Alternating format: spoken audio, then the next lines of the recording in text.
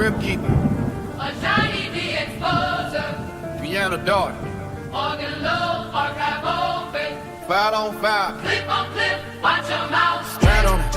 Grip keeper. Grip keeper. Archive creeper. Archive creeping. Zesty talking. Zesty talking. Pan on leaking. Pen on leaking. Say he said it. Said he said it. Where the clip. Let it flip. Run it back. Let me see it. GJK. Let it separate. Or Johnny pull the record. Let it Meditate. They made the name. Not a name by it. grip keeper. Walking through a dark line. Came in calm with the black fire. Don't smile. Whole clips in the stack pie. Lens took a step back, St. Luke. Talk bone still ain't laying one hoop. Blind vision saw the room get tight. No ball after the facts hit light. Our money switch lanes. Toast again. King's Speech tried to stand, got pinned. This ain't yelling, this receipts on beat. Courtroom trap for the church keys deep. No one can shake. 808 knock. Every lie you told got a time on the clock. They throw jokes. He let it breathe. Then bring the footage back from underneath. Zesty Jeffers wanna live with no tape. Ochi in the cut like it might be too late. Run it back. Run it back. Line for line. Line for line. No escape. No escape. From your time. They love my crew, but the rules got hoes. Move that scale every time Ron rolls. MVPs, count to Russell Love driving. 5G treated like they ain't alive. Scoring count to the record got passed. Then longevity became a new man. Every standard came wrapped in fog. A jetty peel it back, now the room go dark. You don't need volume. He ain't got sequence. First claim, that's clench. Show no weakness. I don't get loud. He let him talk. Then the whole clip rise like chalk on the wall. They say he does smoke. He bring the whole out. Say he switched up. He bring the whole out. Say he got cooked The up. hub don't say no. Archive your teeth when the lights get low. File on file. Clip on clip. Watch your mouth. Stand on it. This where them rules where the lies get dressed. But fake wins live off deleted mess. Click little panel. Quick little break. Then pray nobody say Save the frame. why don't you got eyes? Page your note. Screen in the door. Post stream clone. One no quote. One fake angle. Not a whole YouTube. TT tango. But Johnny don't He change. waiting block. Cold as a vault with the folders locked. They made Crib Keeper. He made it long. Now every zesty fear with the Archive song. Now the ghost story, this a live autopsy. With criteria laid out sloppy. GJK. In the room, keep it clean. For the grip, him and dig up everything. Grip Keeper. I got briefings. Zesty talking. Had on leaking. Say he said it. Said he said it. Where the clip? Run it back. Let me see it. GJK. Let us separate. Now the Johnny pull the record. Let it meditate. They made the name. Now the name bite. Grip Keeper. Walking through a dark line. GJK. Archive open. Just don't rock. Lives stay frozen. Grip Keeper. Walking through a dark line. GJK. Archive open. Kids don't rock. Lives stay frozen. Grip keeper. Walking through a dark line. GJK. Archive open. Kids don't rock. Lives stay frozen. Grip keeper. Walking through a dark line. GJK. Archive open. Kids don't rock. Lives stay frozen. Lives stay frozen. Lives stay frozen. Lives stay frozen. GJK. GJK. Group keeper.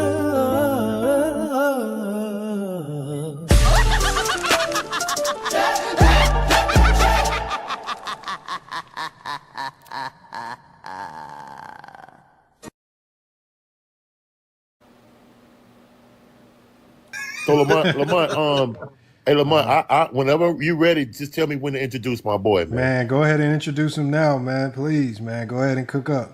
Y'all ready? Yes, sir. Y'all ready? Okay, so well, I mean, I grew up playing the game, man, and my buddy is my brother, man. This dude is my brother. I mean, and throughout when you play the game, you always have a couple of people that you consider brothers, man. Like my kids are his kids, and his kids are my kids. Like this dude, I mean, I've been sick in the past. I'm an amputee. This dude, I mean, will fly anywhere to see me. And it started when we were both got traded to Toronto. And I think, you know, him being a free agent, he was a high price free agent coming from Houston and Portland and all those places. But backtracking a little bit, this man was an All-American at UCLA.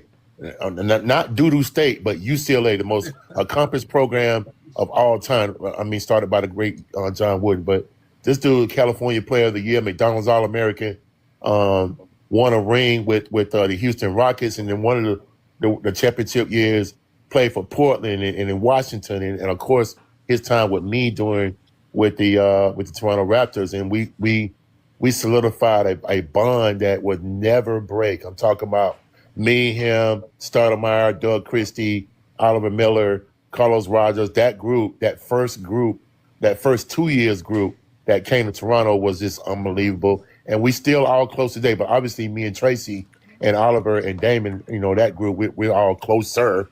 But I consider Tracy my brother. I'm talking about like, man, we've been through it. We've been through tears. We've been through everything. We watched our other brother, Oliver Miller, deteriorate in a 1 year.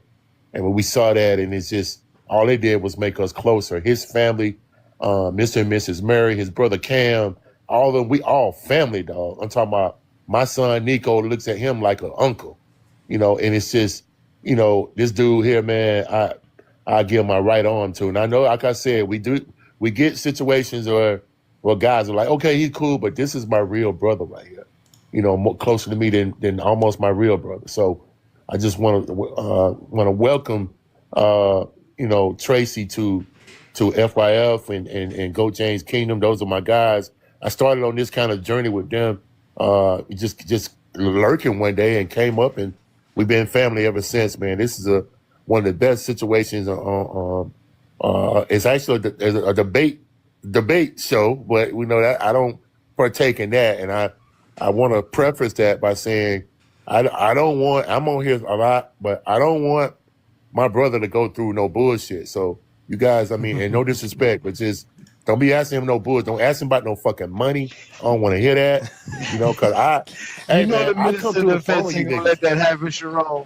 No, but I come through the phone on you niggas, man. I don't play with me, my nigga. Don't play with me. No, because this ain't no average. The minister of defense is here. But this ain't. No, I know. You know why it ain't gonna happen? Because Herm ain't gonna let this shit happen. Herm, my nigga. Herm ain't playing with y'all. But anyway, Herm is my manager for sure. So without further ado, former first team All-American, should have won Sixth Man of the Year, should have won comeback player of the year, should have won most improved that year with Washington when he averaged 55. And this dude is the best jump shooter that I've ever seen, and my brother Tracy Murray. Oh man. Peace and blessings, y'all. Peace and blessings. Welcome to another Friday Night Exposure with the Exposer. It's your boy A Johnny right here from the GOAT James Kingdom platform. Y'all make sure to hit that subscribe button, hit that like button. Also comment on GJK material and content as well, man. And also check out the GJK membership. As you guys know, we continually grow our followership and our membership because we are real basketball fans and real hoopers, man. So shout out to all y'all who be repping GJK to the fullest. I see a few of y'all already in the building. Shout out to Wayne Gant in the building. Peace and blessings, man. I see Deshaun's here. What's good, Deshaun? Obviously, Najee is in the building. Peace and blessings. What's good with you? We got my boy Iron Man up in here. Peace and blessings, Iron Man. It's always great to have you guys up in here for another great Friday Night Exposure with the Exposer, where we are going to actually play the interview that we had with Sharon Wright and Tracy Murray the other night on the FYF GJK TikTok Takeover. Shout out to Lamont and the FYF Sports Debate and everybody who's watching us over there as well on a Friday night. About this time last year, Lamont decided that he wanted to do TikTok lives, and he asked me to collaborate with him and invited me over there with him to do these lives. And it's been a very, very successful journey on TikTok, as we have taken TikTok over. I told Lamont that as soon as we go over to TikTok, it's going to be chaotic at first, but eventually we'll take it over, and it's going to be a problem. And that's eventually what we did, and the Zesties are now reeling over there. They've been going crazy over there since Lamont's been over there, and obviously Go James Kingdom's been over there as well. Shout out to all the GJK assassins and the members who's been over there as well, just terrorizing them. And then you got Hollywood Herm over there doing crazy stuff too as well. But about a year ago, just less than a year ago, Sharon Wright popped up on one of our lives, and like he said there in that intro you just saw, he was like, man, he was just scrolling through, and somehow we came down his feed, and he heard us talking the game, and he liked the way we talk basketball, and he liked the, I can paraphrase, not even paraphrase, I can quote him verbatim. He said listening to us talk basketball was like him being in the locker room. It reminded him of being in the locker room, in an NBA locker room. So he said that, he appreciates the stuff that Lamont and I do with our content on TikTok and obviously and overall. So he came by and he joined our show one day, and we had a great conversation with him that day as well. That was before we even know who he was. He just popped up with his TikTok name, which is Six Pick. That's his actual. It's Six Pick 94. Because he was the sixth pick in the 1994 draft. You go look him up. It's Sharon Wright. Played in the NBA for about 4 or 5 years. Got injured and obviously couldn't sustain a longer career in the NBA. But still, he played a good 4 or 5 years. Lottery draft pick, picked by the Philadelphia 76ers. I think they picked him right after they picked up Iverson. Or right before they picked up Iverson. Yeah, right before they picked up Iverson. My bad, because he got picked in 94. But either way, he's been a very good supporter of what we do here in GOAT James Kingdom and with FYF. He's popped up on plenty of lives with us, had great conversations with us, and this time he felt that it was about the time he opened up our platform to some more NBA players. So he brought Tracy Murray over. Tracy Murray played alongside him in Toronto for a few years.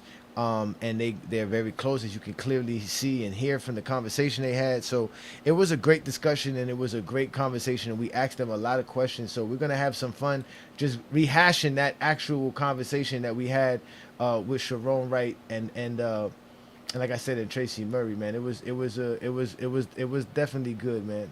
Appreciate that, Najee. It's always good to have you here. So that's what we have. So again, tonight's live is, again, as always, like I told y'all, from here on out, Friday Night Exposures are members only live, so you can only comment if you're a member on the GOAT James Kingdom platform. But again, the link is available for all GJK members. You want to join me and have fun, you're more than welcome to pop up and have fun with us over here. Shout out to my boy Olo. We was watching Hoops earlier today. Shout out to Olo. The link is available in the GJK members community. Olo, you're more than welcome to pop up, man. Because, like I said, we're going to have fun watching, not even just watching, because we're going to listen to it, because I'm not going to have the video for you. This was like a 3.5 hour live. It's about a good over 2 hours of us talking and asking questions to Tracy Murray, who played, again, Tracy Murray played in the NBA for over 12 years, 12 years exact. And he played in places like Portland, Houston. He played with the Lakers in 2003. He played in Toronto. He played in Washington. He was a journeyman. He was a first-round pick out of UCLA. He was a sharpshooter from that era. Played small forward position, about 6'7", 6'8". I think that was his size, about 6'7", 6'8".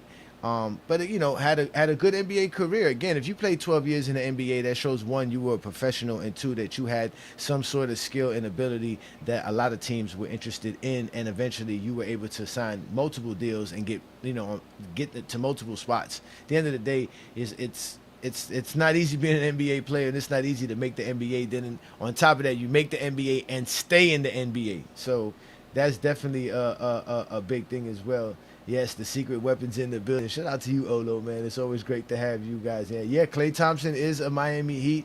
I'm excited about that. He will be signing with the Heat. Again, y'all, I keep telling y'all, it will be Biscayne in June, man. We're gonna have a great year here in GOAT James Kingdom. We're gonna continue to do play-by-play, and now it's going to even be better, because see, last year it was hard to do, or not last year, but the past few years, it was hard to do play-by-play for LeBron because he was playing in LA. Those games were always late nights, and it's hard to do it. Now that the majority of LeBron games are going to be on the East Coast at 7:30, 8 o'clock in the at night on the Eastern time, we are going to have a lot of nights of watching basketball and doing basketball here on GOAT James Kingdom. So again, ladies and gentlemen, please tap that subscribe button, hit the ring notification, because that's how YouTube lets you know that you have a GOAT James Kingdom video available to you, or live available to you, or posters available to you, or whatever information that we want to put out there. So make sure you hit that ring notification, because YouTube does not send out people's content. YouTube is not doing that. You guys got to continue to support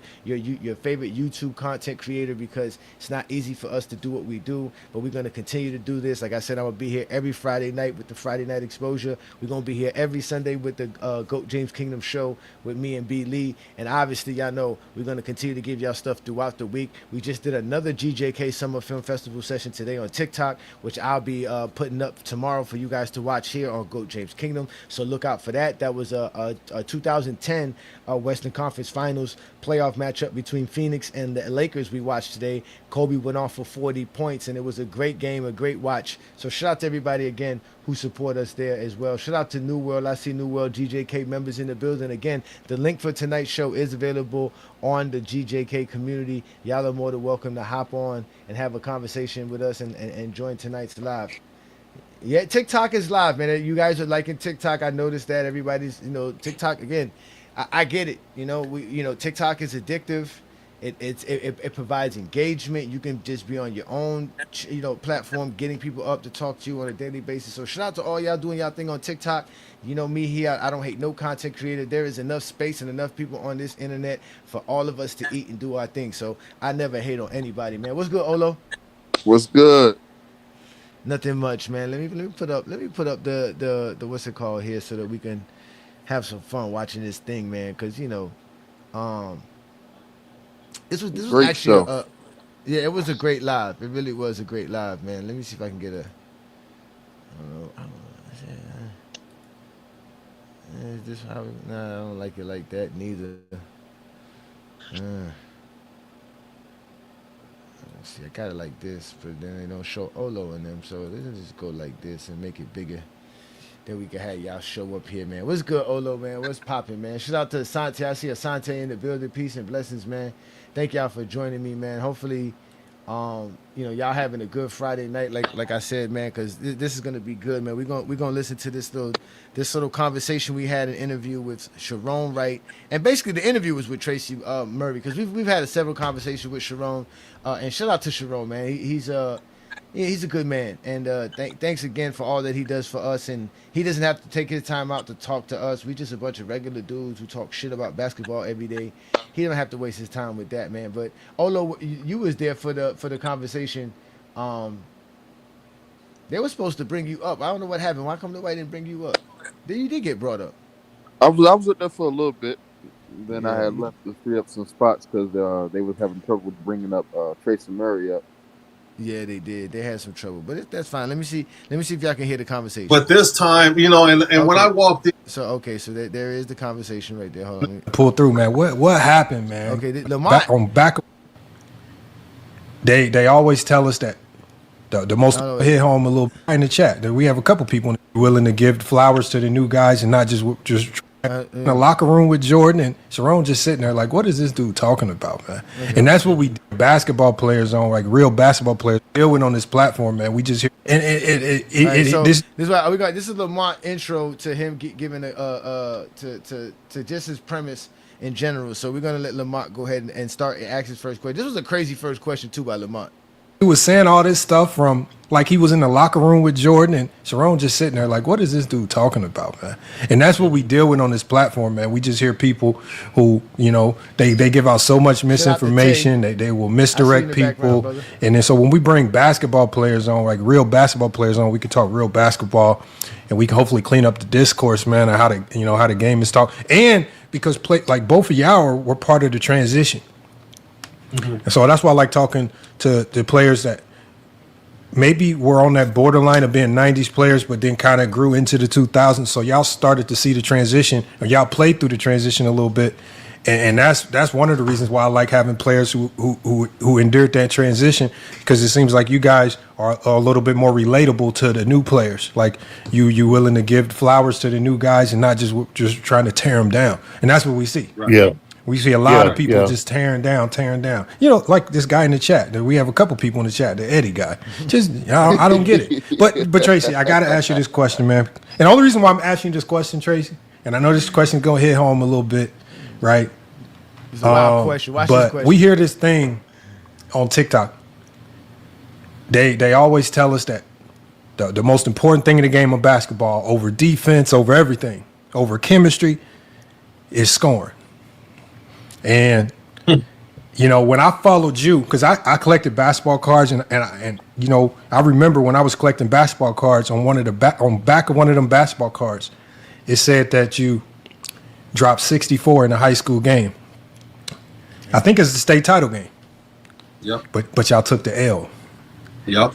Y'all took the L, man. How the hell did y'all lose this game? You dropped 64, man. What the hell happened, man? And again, it ties into the Lamont asked a wild ass question. That man asked the man how he lost the game. Lamont asked a wild ass question. I was like, why? Well, Lamont really asked that. Lamont, he could have framed it better because like I kind of got where he was going at first because he started off right because he was talking about scoring, and then at the end he just switched. I mean, how the hell did you lose that game? You scored 64 points and lost. What the hell happened, man? Shows how important scoring is. Let's continue. the larger conversation where people talk about scoring is the most important thing, and you dropped 64 and y'all couldn't pull through, man. What happened, man? Yeah, you got to give me the insider on this, man. Mm-hmm. I played against 4 D1 guys and a future Dallas Cowboy. And on my team, it was just me. So Now, okay, now hold up. Now, is that him throwing his teammates under the bus? Like they say LeBron would be doing all the Yep, he time, said right? it was just Is that him not taking accountability? Right? That's what the Zesties would say, that he's just, you know, because you know he's going to say some stuff the Zesties like. But they're going to bypass him saying this. But he's basically saying, bro, I was on the team. It gets better. It gets better. I know it gets better. But he's making, he makes a hell of a sense. And I can't wait till he finishes saying what he says, which is why I like this interview, right, Olo? Because when you asked him a question, he didn't have just a simple answer. Like he really went in on his answer, and you can tell he liked to talk and break things down for people, right? So it was great to just ask him one thing and then he'll go for like 2-3 minutes and really give a good answer. You know what I'm saying? So let's let him break it down. Let's let him break it down to why he lost 60 by scoring 64, because that's what Lamont want to know. How the hell? you know, it's like I fought the good fight. This team was in the championship the year before, so they took an L the year before. So they're coming back as seniors, and we only had 2 seniors. So there was no way that they were going to allow one person to beat them. It wasn't going to happen. I had 64 to 83 points. They scored 89. You know, and that's all it takes, right? I mean, See, now that's very important that he said that. He said, I scored 64 of 83 points that we had, but they scored 89. Damn. Right? So no matter how good you are as an individual scorer, what's truly better on the basketball court, if scoring is the most important thing, right? What's truly more important in the game of basketball court? To have one good scorer or have 5? Right? Right? What's better? Right? And obviously he's just telling you, bro, if you got 5 good scores, it don't matter how good of a scorer you is, you ain't gonna win. You ain't gonna win. you got to get to the second guy, the guy that gives the most production other than me. He got low bridge in the first quarter of the game, and he was never the same. He fell on his back. He was done. He limped up and down the court the whole time. But that was the only one that wasn't really scared of the moment. The rest of these cats on my team never been there. So they don't even play. They didn't even play AAU. So they didn't know what, you know, the bright lights felt like. So it was different. And when I looked around in the locker room and I saw everybody's eyes, I was like, "Oh, I'm by myself." I already knew it. So you know, you can't. There's no one person that can beat a whole team. And I scored 64 twice that year. Once was in 3 quarters. I averaged 44 a game in a 32-minute game. And we only lost 3 times that year, but we lost the most important games that had multiple guys on the team that can play. You know, so you know, and that's and I'm talking about multiple college players on the team. I lost to Brian Russell and Ray O's in the sectional championship. They were on the same team, and they had another dude, Carlos Duz, was a point guard in college as well. So 3 D1 guys and 2 pros. So came back and beat them in the state playoffs. My coach was really good, so he knew some adjustments to make. Then we played Dominican. Yeah, Sharon. I heard them saying that we had no pushback. That's not our job. We're not interrogating these. We're interviewing them. We're not Yep. interrogating them. We're here to get their insight. What's the purpose of bombarding them because they say something you don't like? Like, but you think an interviewer is supposed to get every answer that they expect to get from an interview? No. Yep. You ask questions, you get the answers, you move on. That's why Jerome and them like coming to us because we're not zesty. We're not gonna sit here and argue with them And argue about with them, things. nope. Yeah, we're not gonna argue with them. Like we're not here to argue with a basketball professional NBA player. But the one thing the zesties won't say is how these guys, like Lamont said, praise today's NBA. He said it. There's no GOAT. We're gonna hear him tell us there is no such thing as the GOAT of basketball. He's going to say that. But they don't want to hear that part. They just want to hear the part about how the 90s was still good and the guys that they Yep. played with were good basketball players, which we know they're NBA players. Nobody ever said that. But the Zesties get mad because we always tell y'all there's no crying in the GOAT debate. If y'all want to sit here and talk about how today's NBAs are bad and they're telling you today's NBA players ain't bad, then take it too. Why you ain't arguing with them? Why you ain't arguing with Tracy when he put LeBron James alongside Michael Jordan and Kobe Bryant in the middle of this conversation when he's going to start talking about being a great elite scorer and how difficult it is to be that guy and how there's just certain. Yeah, go ahead. We don't even, you know, you good. We don't even want to argue with the Zesties. Why the hell we gonna argue with the NBA players? Who are y'all? Who are y'all? If we don't want to argue with y'all, Exactly. Like, it don't make no sense. Like, what we supposed to be like? I'm not gonna sit here and argue with no Tracy Murray. Trust me, when he said the hand checking stuff and the spacing and what Jordan and them would do against the Warriors and all that stuff, I didn't believe that nonsense. But I'm not gonna sit here and argue with him about it. That's his insight. That's how he feels, and that's fine. Like that's perfectly fine. It lets us understand what they, you know what I'm saying, what they think and what they going. That's the point of having them up here. The point of them coming up here ain't for us to debate them and beat them in a debate. That's what Zesties be wanting to do. They want to debate everybody. Shout out to the Hardwood Authority inside in the building. Inside the What's good, bro? What's going on, man? I'm just here to hear this show. Heard it live in person because you know it's better if you watch it live. That's true. That's true. you gotta be there. You gotta be there. You gotta be there. So y'all make sure to follow FYF Sports Debate and Goat James Kingdom on TikTok, and also follow these gentlemen on TikTok as well because we be doing lives and we have a lot of fun on TikTok. So again, we're all over the place. Y'all know Goat James Kingdom is not only on YouTube, we're on Facebook, Instagram, TikTok, Twitter. We're all over the place, and so are the GJK members and GJK assassins, man. So shout out to all of y'all. We got New World in the building. What's good, New World? Salute, family. Salute. Yeah, man. Let's get right to it. Again, Lamont asked a wild question about scoring 64 points and losing, and he's basically saying how, listen, no matter how good you are as a player, you can't beat 5 guys. We beat them. They had 3 or 4 D1 guys. Then we went to the state championship and got beat. You know, and there was a guard that went, one of the twins. He went for 36. They had another guy that was a wing player that went for 21, I believe. And then the rest of them just rebounded, played defense, hit me whenever they could. You know, it was, you know, they wore me out. They wore me out, and they deserved to win because they were the better team. Damn. Do you ever compare that, or did you take anything from that 64-point loss and incorporate that when you dropped 50 in the league, right? Did any of that carry over? Yeah, it did carry over because the 50 against Golden State was in the same building I lost to and scored the 64.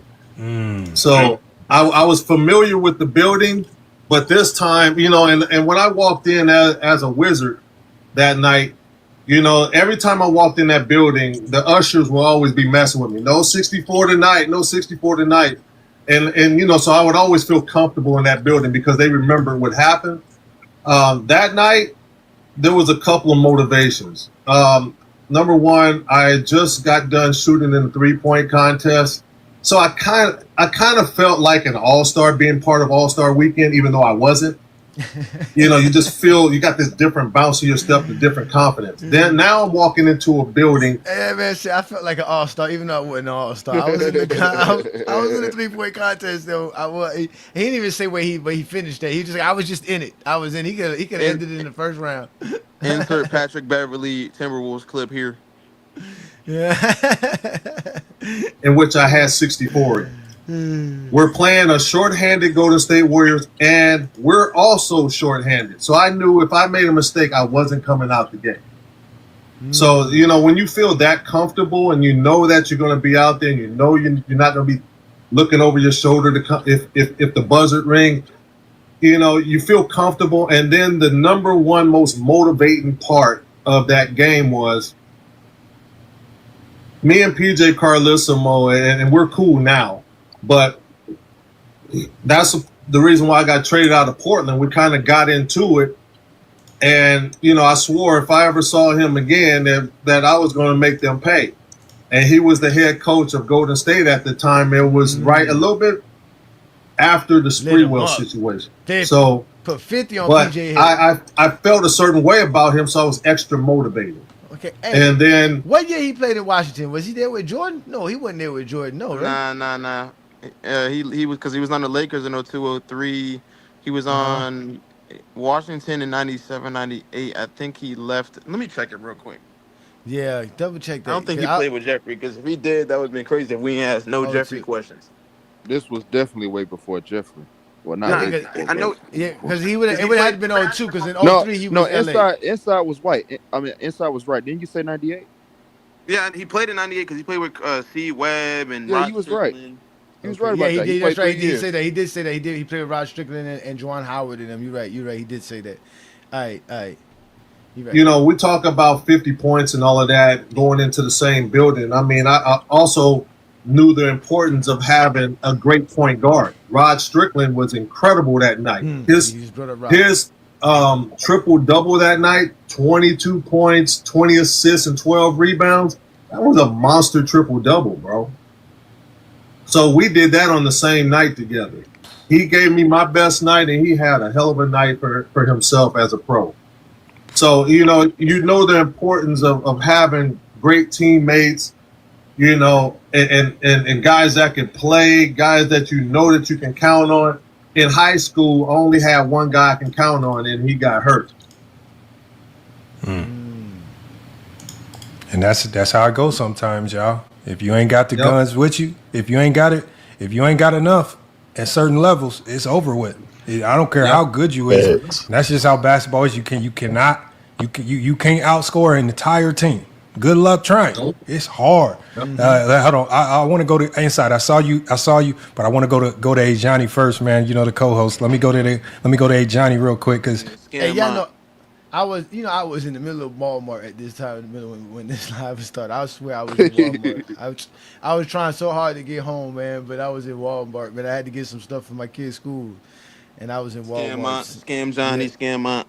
Yeah, scam. You got to wait your turn, nigga.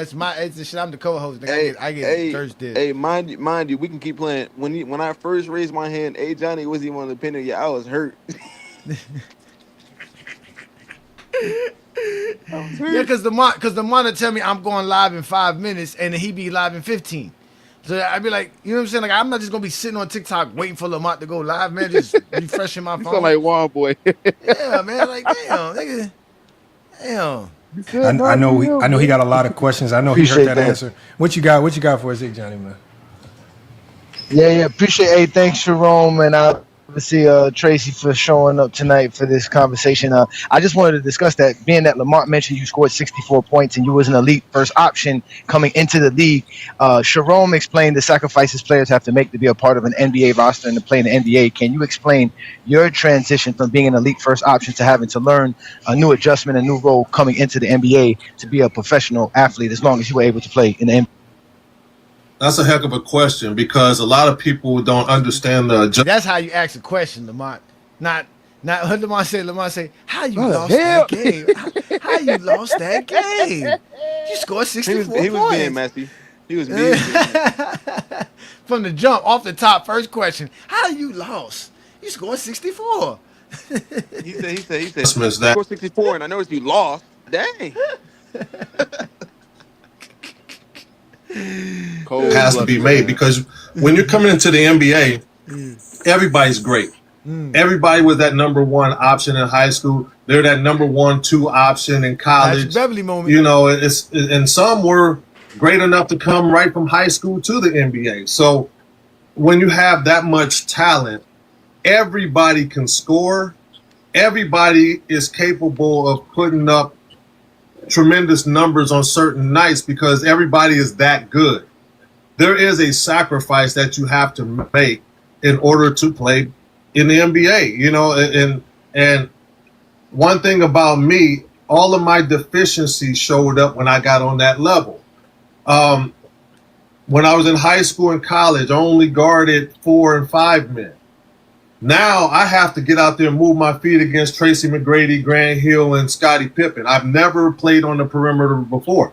So it took me 3 years to figure out how to guard somebody on the perimeter and the defensive scheme that they wanted me to do. After that, I mean, I always could score on that level, but defensively is where I had to catch up at. If I can contain a person for a couple of dribbles, the help will be there. But if there were blow-bys, there was nothing that they can do, you know, to help me. So I had to individually work on that part of it, getting stronger, getting more athletic, learn how to put the ball on the floor where it made sense, not just dribbling in one spot for 20 dribbles to try to ISO somebody. Hey, John. You know, the point guard gets to dribble that much. What happened? Yeah, You heard what he said? Not dribbling. Yeah. No, Hassan. Yeah. Stop Hassan. He said he had to learn. He said he had to learn to put the ball on the floor. You know, He said I had to learn to put the ball on the floor at the right time because that's You got to get to your spot. No, but imagine that. Imagine you as somebody who can put up 64 in the game, somebody who can control a game, and then you get to the NBA and they're like, bro, we don't even want to put you in the game. He said one mistake. Oh man, that's crazy work, man. Right? Like, but imagine the adjustment you got to make. Like he said, like that's a big adjustment to make mentally, everything. Like he said, now you realize, there's a lot more I gotta do. I gotta do a lot more. Like, you know what I'm saying? Like, and imagine he's the 18th pick in the draft. He's not like a scrub. Mm-hmm.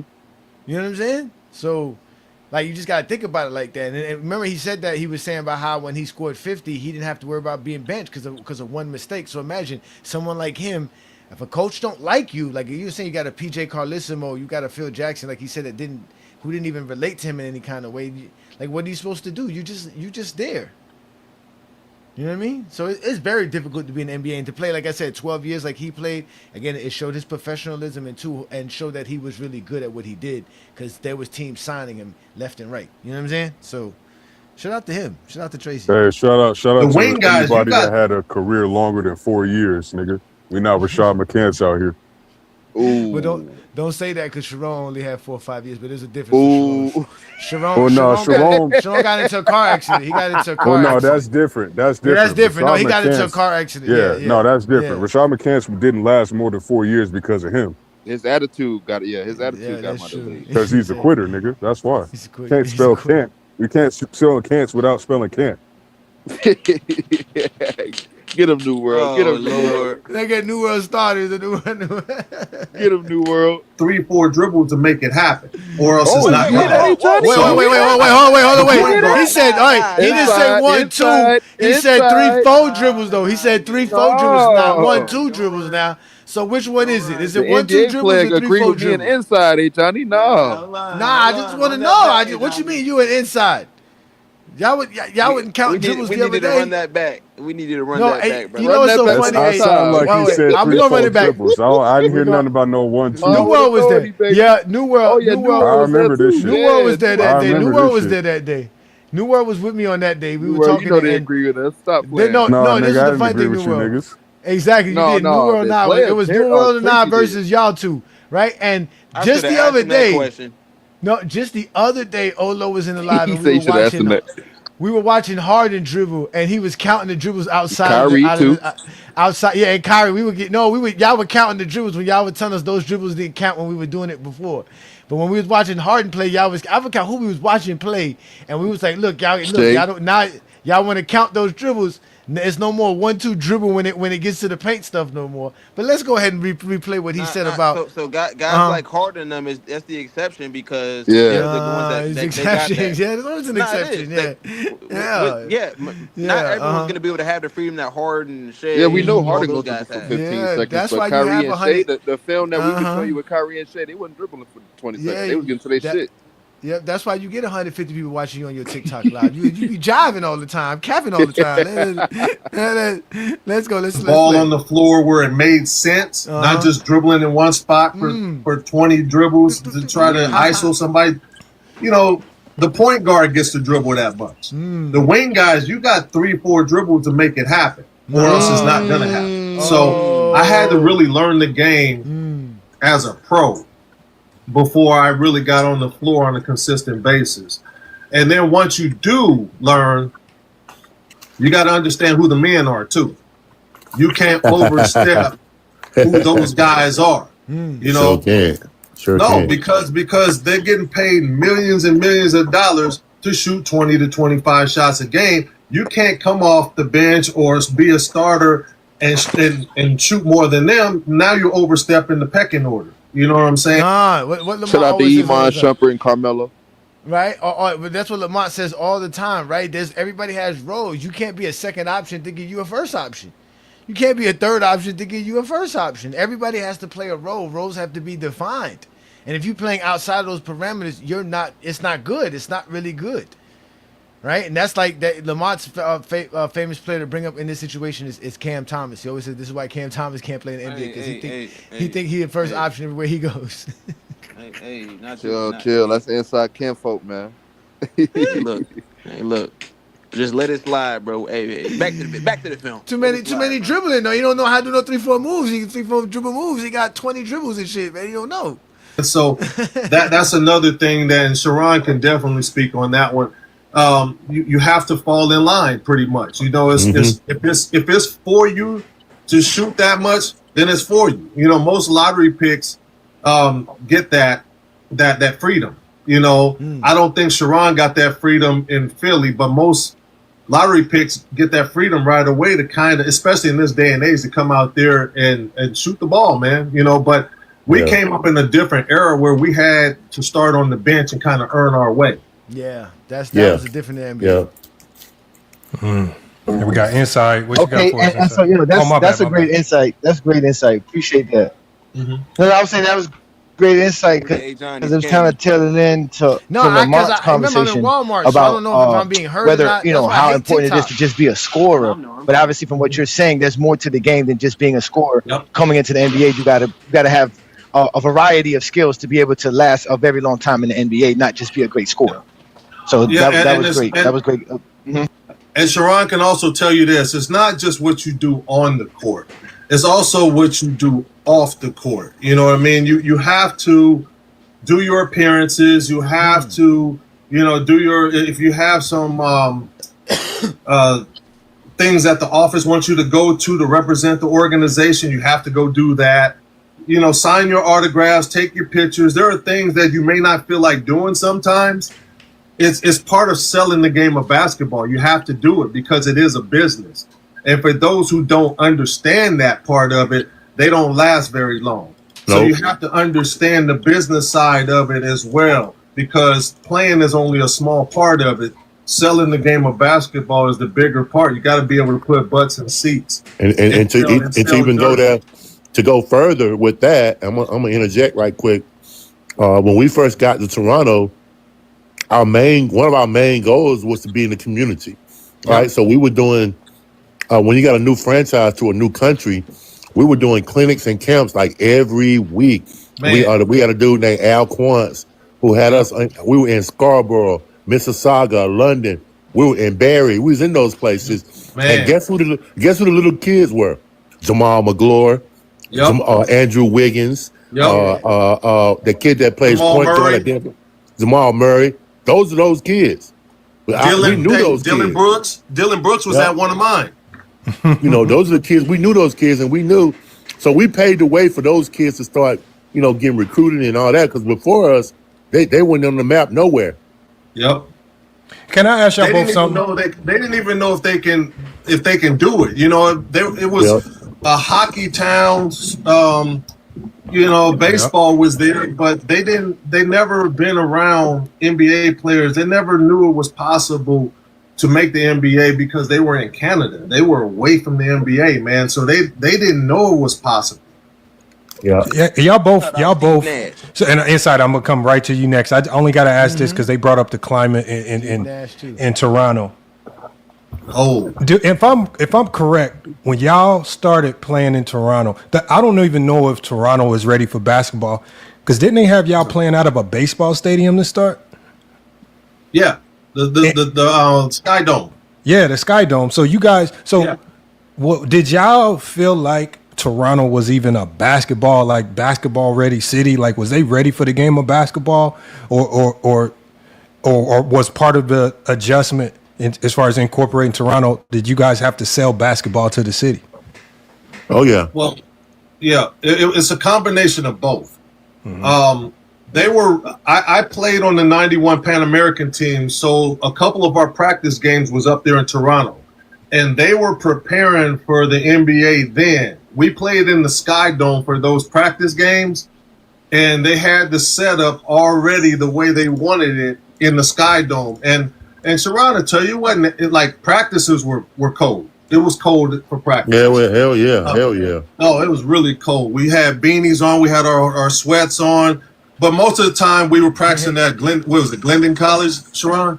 Yeah.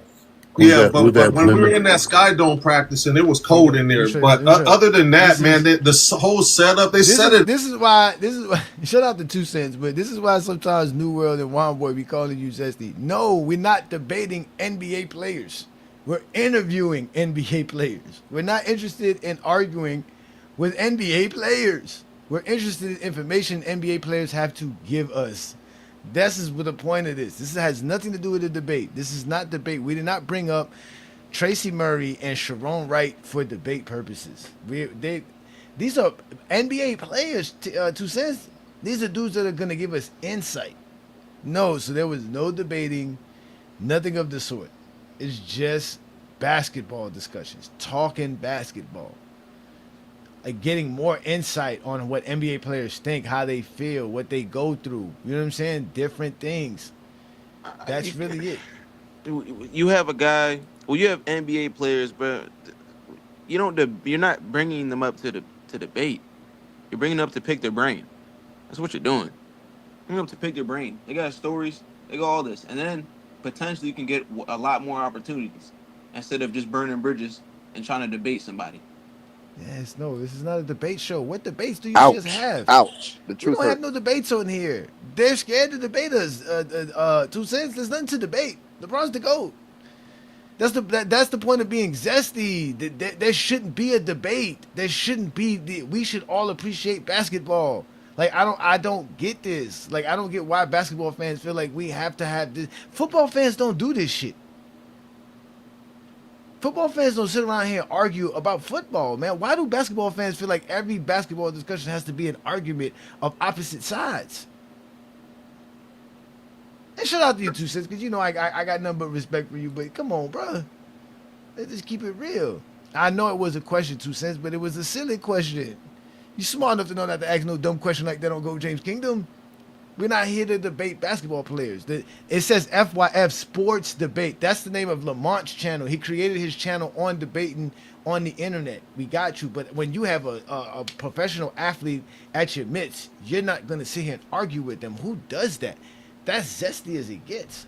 So, no, we are recapping an interview that we did earlier this week, right? With Sharon Wright and Tracy Murray. Really with Tracy Murray, because we've had Sharon Wright on the TikTok Takeover multiple times, and we've already interviewed him and conversated with him about, what he's been through. He gave us some great stories. Michael Jordan's his GOAT, right? Like he said, I'm not debating nobody with that. F you, I saw him. I don't care what none of y'all say. That's what he says. That's his take. Tracy came up there and told us there's no such thing as a GOAT. There's no such thing as a GOAT. Everybody played in different eras versus in different rules versus different competition. There's no way to truly evaluate one player from the next from different generations. They're all great. They're all phenomenal.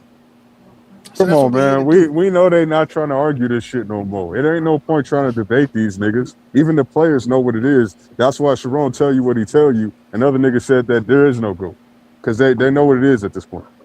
Yeah, the link's available for the GJK members. You a member. It's available for you.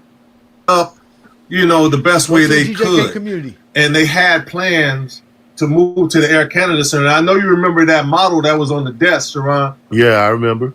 Yep, I remember. They had a model of what the Air Canada Center was going to look like. Yeah, they were starting to be. They were just in the beginning stages of it at that time. But we played in the Sky Dome. Oh, so just to get refreshed back to what we're talking about. So Lamont asked him about Toronto and how it wasn't a basketball town when they started the Raptors. And these guys were a part of the expansion year. They played on the expansion 96 Toronto Raptors, and they're talking about how well the Toronto Raptors did at promoting the game in Toronto by making those guys go to different events and different kid camps and stuff like that. And like he said, they were eventually meeting kids like Wiggins and Jamal Murray and Jamal McGlure and all these kids that came out of Canada that we know today that play in the NBA, Dylan Brooks. All these kids were basically introduced to NBA players and the NBA by these guys who played in Toronto. So that's what they're talking about right now and how they had to, just deal with. Did he say that they were practicing in sweatsuits, like because it was cold in the arena? Is that what he said? Did y'all hear that? Something like that. That's crazy. And I lived in the Sky Dome. I know Tracy Me did too. too for a minute. Yep. We lived in the Sky Dome, and I was not right, man. I was lifting weights with Boomer Wells every day. Now that he says it, I remember that I think the Sky Dome did have like apartments. That's how big it was. If I'm correct. It was a baseball stadium though. Baseball stadium holds like 40,000 people. I was with Roger Clemens. Y'all know those guys. David Wells, Roberto Alomar. I was with those guys all the time. We were with them. Joe Carter. We were with those guys every day, man. We were eating with them and whatever. So that's a fun fact tidbit right there. But they were trying to be ready. They weren't ready, but they were trying to be ready. But it was up to us to take it to the next level. Like I said, we had a real good community PR guy named Al Quantz and Elaine Quan. They were all of us. We had so many appearances, but that's what it really took. When you got grassroots, we had to be grassroots, basically. Yep. We were up and down Eastern Canada. I don't care where it was. I don't care if it was Nova Scotia. I don't care if it was Montreal. We were there. We were up. Like imagine having to promote the NBA. Like you know what I'm saying? Like imagine they literally had to promote the NBA to get people to come watch them play. That's crazy. Down Eastern Canada, it was a player, the Raptor, and 6 dance pack members. And we would pile up in a van and go. If we had to hit the plane, then we hit the plane. But we were up and down Eastern Canada selling the game of basketball those first couple of years. All of our preseason games were on the East Coast of Canada. All of them. Sure were. Saskatoon, all of that, bro. It was like it was everywhere. I've never been to Canada. But now you look at why Vancouver. You look at why Vancouver didn't last, and you look at why the Raptors last. Is because of the plans to go up and market to everybody. Basketball's in town. Follow these guys. This is who's taking us to the next level, and it helped that Damon Stoudemire got Rookie of the Year. That helped. It helped that we beat the 72-10 Chicago Bulls, which is, in my opinion, the best team in history. It was also helped that we beat the Eastern Conference champions from the year before, Orlando Magic, with Shaq and Penny and D. Scott and all of them. We beat them. We also beat the Western Conference champions, Seattle Supersonics. Yeah, we beat Sean Kemp and them. Yeah, so we beat some teams that year. We wasn't gonna win them all. We were an expansion team. We wasn't supposed to, but we provided some excitement. I think the biggest thing, and we didn't touch on this, Sharon and Lamont. We didn't touch on this. Where they weren't ready for us at was in the media, because when we look at, they had TSN. we were used to ESPN. So when they recapped or talked about Toronto Raptor basketball, we were behind the Blue Jays, the Argonauts. We're behind curling. We're behind all kind of winter sports. And then the last 5 minutes, by the way, the Raptors played tonight, and this was the score. That man said we're behind curling. Can you imagine watching a sports highlight show and they showing you curling? That is hilarious, bro. Oh, my God. So we had some work to do. Yeah, we have. That's crazy right there. And now TSN is much bigger now. Now you see TSN all over the place, which is crazy, man. Now it was.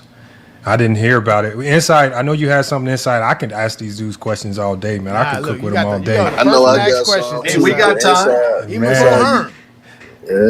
Inside, what you got? Salute, Mr. Murray. I want to ask you.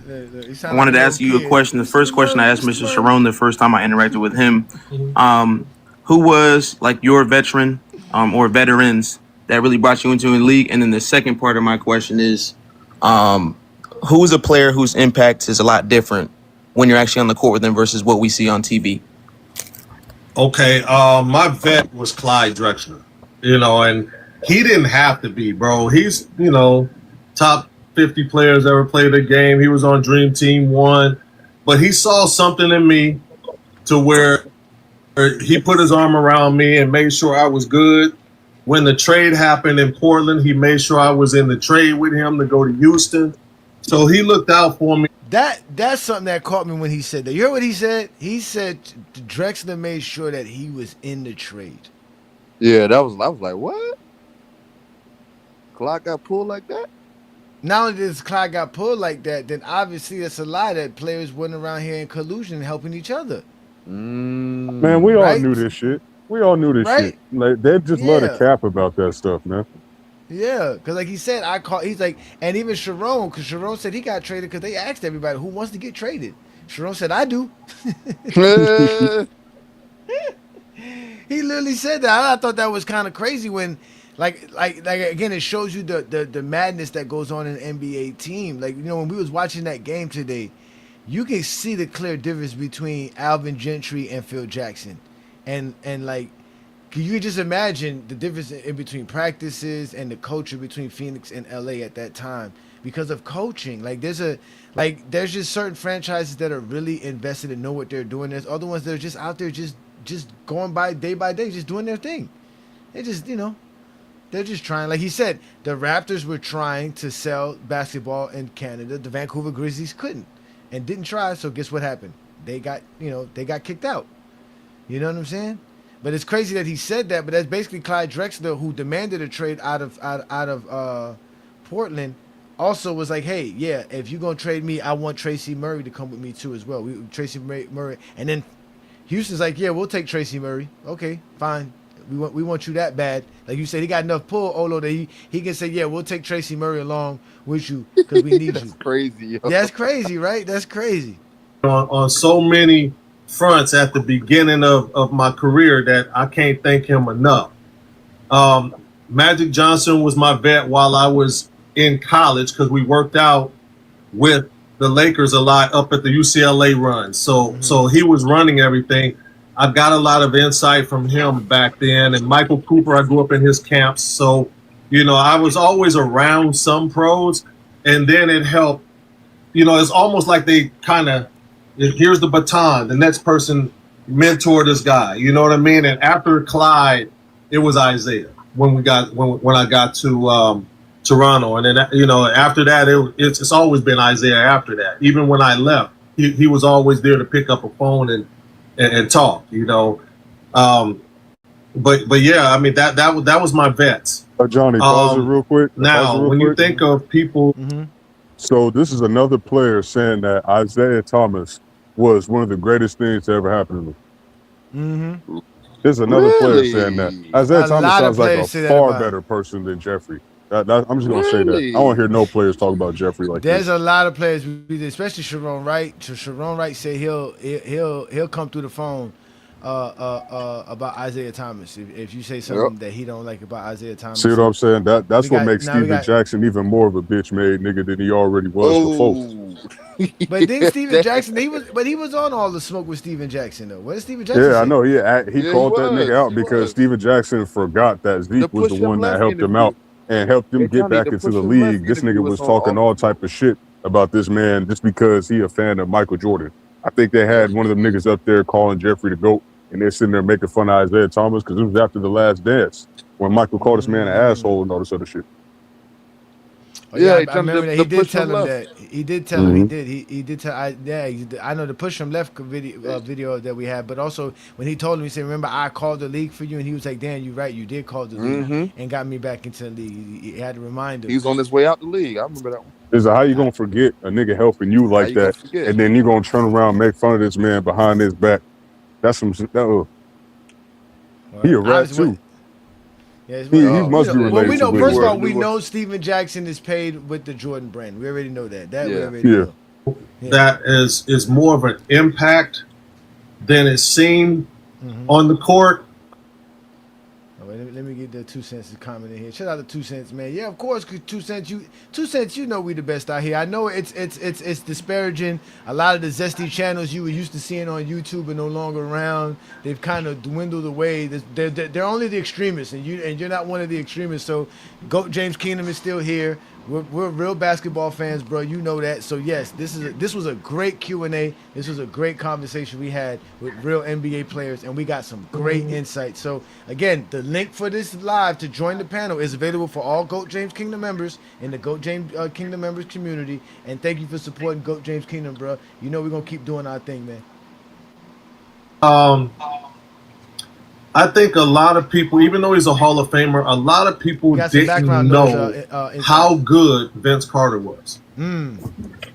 Like, this dude, he could have been, like, if he had Michael and Kobe's mentality, like, athleticism-wise, they couldn't touch him. Yeah. Skill-wise, he just kept getting better and better. I mean, I saw him score some easy 50-point games. It was easy. Like, nobody could guard him. But he didn't have the same, like, killer mentality. I'm going to slice you up and go at you. You know what I mean? He didn't have – it's like he would have fun and joke with you on the court, and then as soon as somebody hit him hard and knock him on the floor or something, then that's when he get mad and he'll run off like 15 straight. And I was like, man, if you ever played Mad the whole time, like, it would be incredible. That was also interesting that he said that about Vince Carter, because a lot of people say that about Vince. I just don't know. Is that maybe something a coach has to get out of you somehow to motivate you, or is it just that he was just too nice? Because I don't see how. I don't think he was nice, bro. Especially you see how he be doing niggas dirty on the other team. I just think it's a coaching perspective. Like, they didn't want another Michael Jordan in the league. Like, he came in, bro. Like especially you see the type of hype that Vince Carter had, bro, going into the 2000s. They didn't want him to be where he was gonna be. And he was on what's it called too, Jordan. Like, he just Yeah, he was on the Jordan brand. But like, bro, I'm telling you, like, why you think they did Kobe how they did Kobe? You know what I'm saying? Saying that he can't be shooting the ball like this. He a ball hog. They called this man Kubrick on national television. Like, they didn't want another Michael Jordan. Man. They didn't want another Mike. Yeah, they didn't want another Even Michael Allen Iverson doing what he was doing and getting the popularity he was getting. Niggas starting to say he's a better scorer than Mike. I know that was a very short-lived conversation, but niggas were saying that at some point. Figures after he got his third scoring title. Yeah, because he was smaller than Mike, and people were saying, well, you know, if he, you know, because that was always the thing with Iverson, that he was always small, and that if he was big, imagine how great he would be then, or how much more greater he would have been. But I thought that was interesting. He said that about Vince. He was just that gifted, that talented, that athletic. Like, he just didn't have the "I'm gonna kill you" mentality unless you, like, tried to beat him up or something. Yeah, he was. He was incredible, man. Incredible. Some of the stuff I saw in practice was ridiculous, bro. Me too. I know. Me too. I know. Aaron, what Well, you thank got? you for that. I appreciate that. No Thank you. problem. Hey, there's one thing I wanted to say too. I wanted to apologize for everybody on here, man. It took me a while to get on. I didn't know what I was doing. I just wanted to apologize to everybody that's on here. Shut up. Oh man, you don't have to. Man, it's all good, bro. It's part of this Apologize. platform. They gotta Man. apologize. These are just TikTokers. They're just TikTokers. Don't worry, they'll be fine. They'll be over it. No, but I They'll get over respect it them. quickly. Trust me, Hey, sir. I respect anything I don't know how to do. You know what I'm saying? So I was struggling with TikTok. I respect everybody that's on here, man. Tracy, I'm gonna introduce you to my guy Herm. Herm, a real good dude, man, a real basketball fan. Go ahead, Herm. Salute. I can't believe Hollywood Herman's debating Fart the Dark today. That is the most dumbest thing I've ever heard in my life. I'm telling you, I'm just gonna run out of people to talk to in conversations very shortly with that debate stuff going on over there. That's why Lamont needs to stop scamming. Yep. Salute to you, Tracy, man. I look at your college career, especially what you did your junior year, averaging over 20, a little over 21, shooting over 50% from three, man. I feel like you was kind of ahead of your time for us being the lethal three-point shooter. How you think your game would have translated if you actually played in this era, knowing that you was a three-point specialist at your time playing?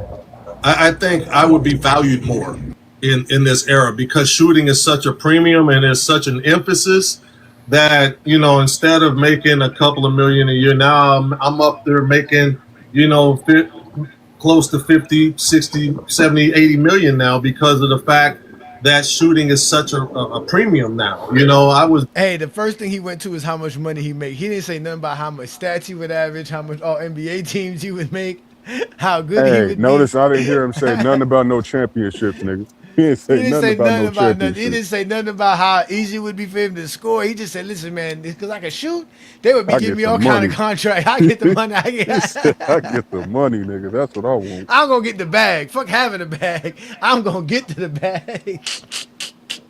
born in the wrong era for earning money. Yeah, But I exactly. felt like I was born in the right era of playing against some of the dudes I played against. It was just incredible. I played from the Magic Johnson era to the LeBron James era. So I played in a pretty doggone good era. You know what I mean? And Sharon can tell you, we saw some of the old greats, and then we saw the new superstars coming up. You know, I came in LeBron's last year, so I mean his first year. Excuse me. So I saw a whole spectrum of talent. You know, and that's why when everybody get on these GOAT talks, it drives me crazy, bro, because you can't compare eras, man. You can't, because there's different rules for different eras. There was different rules when Will Chamberlain played and Bill Russell played than when Kareem played. And it was different eras. Like shit, they outlawed dunking. Kareem couldn't dunk, so they outlawed and put in different rules at different times. So you can't compare eras and compare, you know, say this guy's a GOAT over this guy because it's different rules, man. It's different rules. They allow. Now you see, out of all of this, he still didn't say that he would dominate in today's NBA. And I had several Zesties come to me today, recently telling me about how he said that he would come out here and dog today's NBA, that he would play better in today's NBA. He clearly said that he would rather play in his era because he's comfortable in that era. And he also said what Lamont said, that they are a generation of the NBA players that were kind of dead smack in the middle of that 1900 to the 2000 era, right? They were there enough to see the Michael Jordans and, like he said, the Magic Johnsons in them, and also able to see the Kobe Bryant, T-Max, and Vince Carters and LeBrons in them. That's where they fit at in this category, which is basically two sides of a coin here when we're talking about basketball fans. There's the 1900 guys, and there's obviously the 2000 guys. But he never talked about how he would dominate today's NBA and how much better it would be. And he clearly said there's no such thing as a GOAT. Like, in his mind, it's just impossible to say somebody's the greatest player of all time. It's just too many eras, too many different things, too many variables. You just got to appreciate the game. So I like his answer here. This was actually a good answer to Herm's question. A little bit more traveling and freedom with moving your feet nowadays. And I remember I was Rod Strickland's teammate for 6.5 years. He did a Euro step, and they used to call traveling on him. And he's like, what did I do? It's just, but Euro is allowed all the time now. And you got to thank Ginobili for that. They put in rules for some of these Europeans to come in here and succeed. So it's different rules, man. And that's why, I think the great players, they transcend eras. They can play in any era, all the great players. But to say one is better than the other one because of this, that, and the other, I think it's different because there's rules, man. Like, I can't picture Michael Jordan being in this era where they barely let you touch him. Could you imagine that? He was getting clotheslined, right? If you saw my face when he said that, this man said Jordan was getting clotheslined. I was like, bro, what are you talking about? You played in that era. They were not clotheslining people. I always ask, why can we never find the same images that these niggas be always telling us about? I can never find this shit. Not only that's the only part of the whole live the Zesties heard was that. They didn't hear nothing else. That was the only part of the live they heard was that right there. Everything else, they didn't care about. They didn't register. Nothing. That was the only thing of that entire. Like I said, we're gonna go into 2 hours of a conversation. That is the only thing the Zesties heard was right that part right there when he said that Michael Jordan would be able to dominate with space. But you heard what he said. All greats would dominate all eras. So he's also saying LeBron would dominate Jordan's era. But they didn't hear that part. That part they didn't hear. They didn't hear how the players that are dominating today were still dominating Jordan's era. That part they didn't hear. All they heard was Jordan would come into this era and dominate, and this era sucks because of it. Like, that's literally what they heard. That's why I can't stand that shit. Yeah, it's really insane. Special human beings. They're specials. Yeah, it's crazy. I can't take it neither, New World. Because when he said, you should have saw my face, New World. Next time y'all go, this is about at the 1 hour and 4 minute mark. Watch my face because I put my camera on, and you should have saw my face when he said Jordan was getting closed on. I was like, really, we really gonna do this now? And the hand checking talk, knowing they were calling hand checking in his era, he gonna literally said that hand checking existed. Come on, man, stop this, Tracy. Now you can't.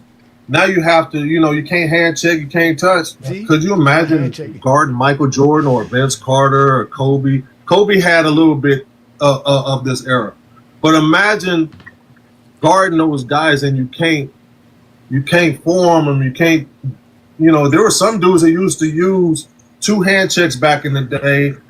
Derek Harper used to control you with one hand, like you can't do that in this era, and. It's tough. Like, I'm not going to ever disrespect this era because there's some things that this era can do that's unbelievable. The way they move, they jump, they're creative with their dribbles. Steph Curry took shooting to another level. I mean, these guys are super talented and creative in how they score the basketball nowadays. So I can't see the Zesties didn't hear that. That they didn't hear. This is why I say there's no point of arguing because at the end of the day, they're giving us their insight. Like, there's going to be some things this guy is going to say that I'm going to agree with. Some things he's going to say I'm just not going to agree with. And that's completely fine. My job as an interviewer, or our job as an interviewer, is to just ask great questions to get this kind of information. To get him to speak like this, for him to be as candid as he was. And this is another thing, too. I wanted to make sure people understood this. I'm going to take credit for some of this because when Sharon first showed up, if I didn't shut everybody down that not asking about who he was before us talking to him about basketball, it probably wouldn't have went as good as it went that night. The fact that I told everybody and I shut it down and I said, listen, man, we're not going to probe this man to find out who he is. He said he played in the NBA. Let's just talk to him about the NBA and leave it at that. And we went that whole night talking to him until he gave us enough information by talking to him to find out who he really, really was. Not to mention his name was the 6th pick of the 94 draft. It wouldn't take that hard. But still, at the end of the day, I knew that if we started finding out who he was, it was going to become, oh, we can debate this guy because he didn't even play that much. He was a scrub. Like, because that's, y'all know how TikTokers are. That's exactly what it would have turned into, and I wouldn't allow that to happen. If dudes be talking disrespectful to Gilbert Arenas, imagine what they would, like I said, and we've had people that try to be disrespectful to Sharon. We had Sports Fluent make a video saying Sharome's a liar, all because they don't like what Sharome says, because they just, again, these niggas are in their feelings, very zesty people. So I was glad that I was able to pull that off that night, because after that night, I talked to Lamont about it. Lamont agreed. He was like, yeah, that was like the best thing to do, because at the end of the day, we really just got a candid conversation with him. He no longer felt like he had to defend himself or put up any kind of defense mechanism. He could have just talked to us. So this is the point of the interview, is to get them to talk to you, to get them to conversate with you, get them to open up with you. You see what I'm saying? Yeah, that was perfect, because I'm glad you shut up Jalen too when that happened, because this nigga over here trying to talk about how much you get paid and the contract situation and all that shit. I'm like, nigga, why you need to ask this man that? Come on now. Yeah, exactly. And imagine, he went on Herm's live, and he's been on the Zesty lives, and they wild over there. You know, like how they are.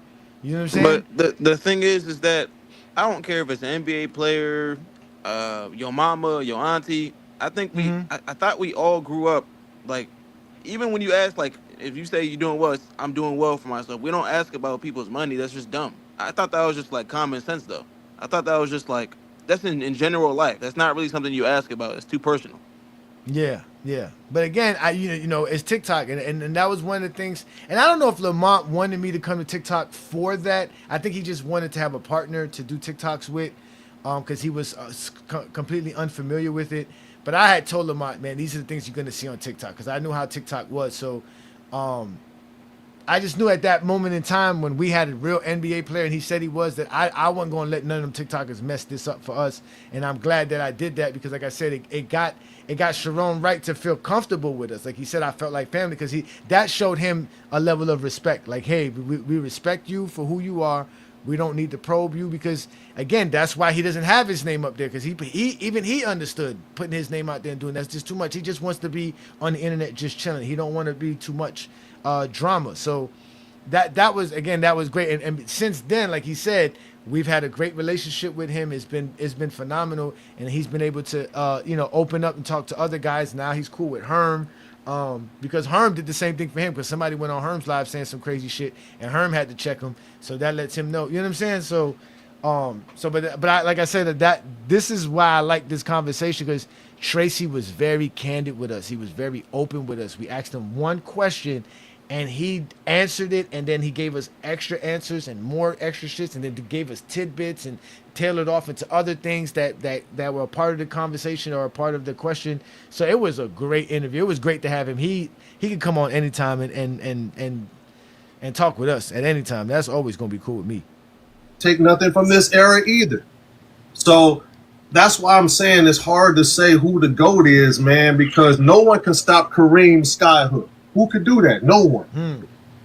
Magic Johnson was great. Larry Bird, no one talks about him, but that dude, man, at 6'9", he did it all. I mean, you looking at Luka Doncic or Dirk Nowitzki, that's Larry Bird. You know, so I mean, we didn't even talk about Pistol Pete, some of the things he did. Iceman Gervin. You know, Dr. J was on people's mind all the time. And then you go look to this era, you look at what Kyrie's doing. I mean, LeBron, just go down the list. There are dudes that are great, man. So greatness is not defined by if you're the GOAT or not. I think there's a bunch of them. I agree. And I got to ask you this one, too. Why you think the 72-10 Bulls is the best team ever put together, in your opinion? Because we beat them. This one, too. Why you think the 72-10 Bulls is the best team ever put together, in your opinion? Because we beat them. See, Sharone just gave us another tidbit by saying that.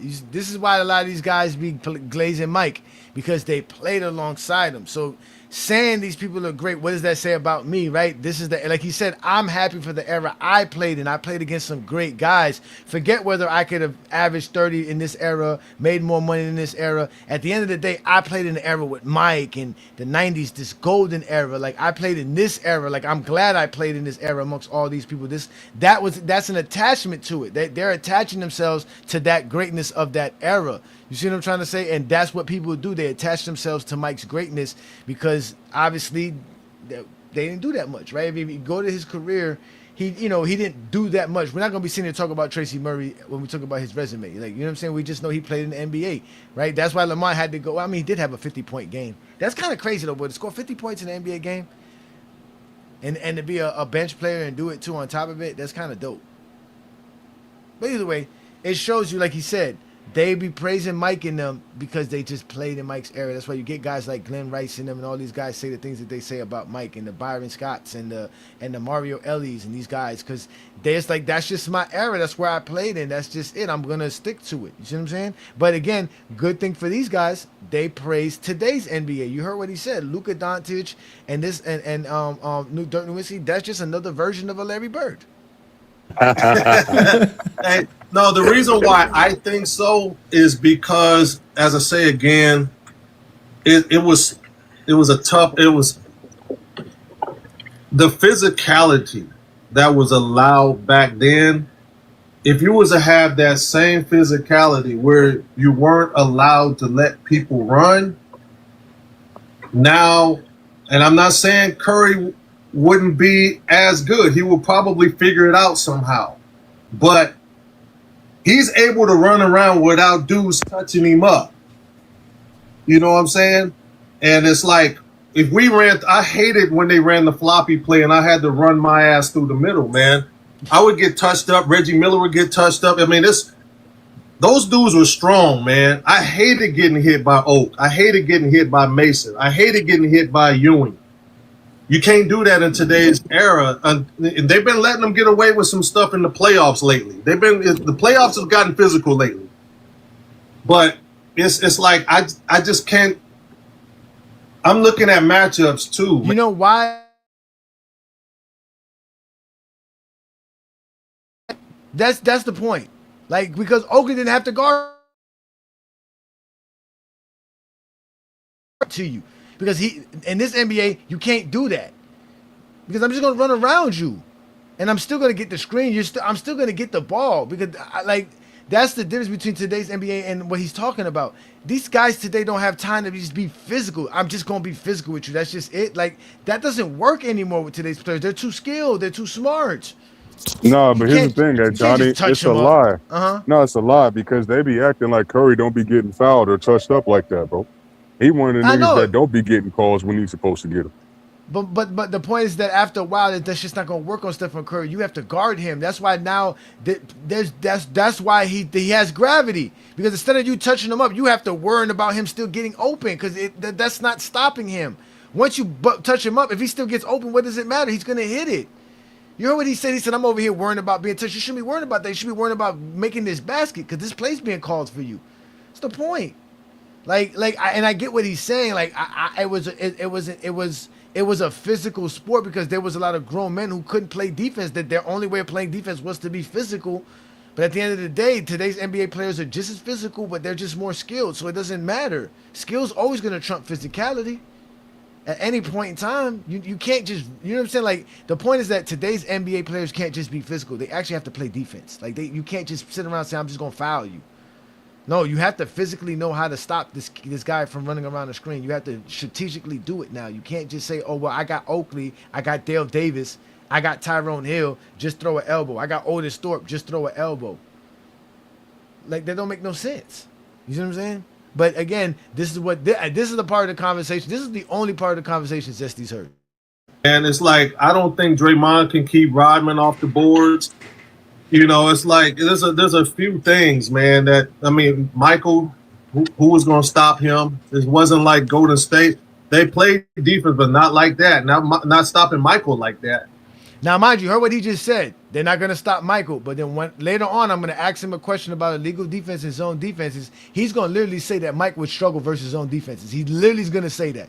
He's going to say Michael Jordan's not going to be able to get the shots and the looks that he got if we've allowed to play zone defenses versus him. But here he's going to say, how are you going to stop Michael Jordan? Zone defense. That's how he was going to stop Michael Jordan.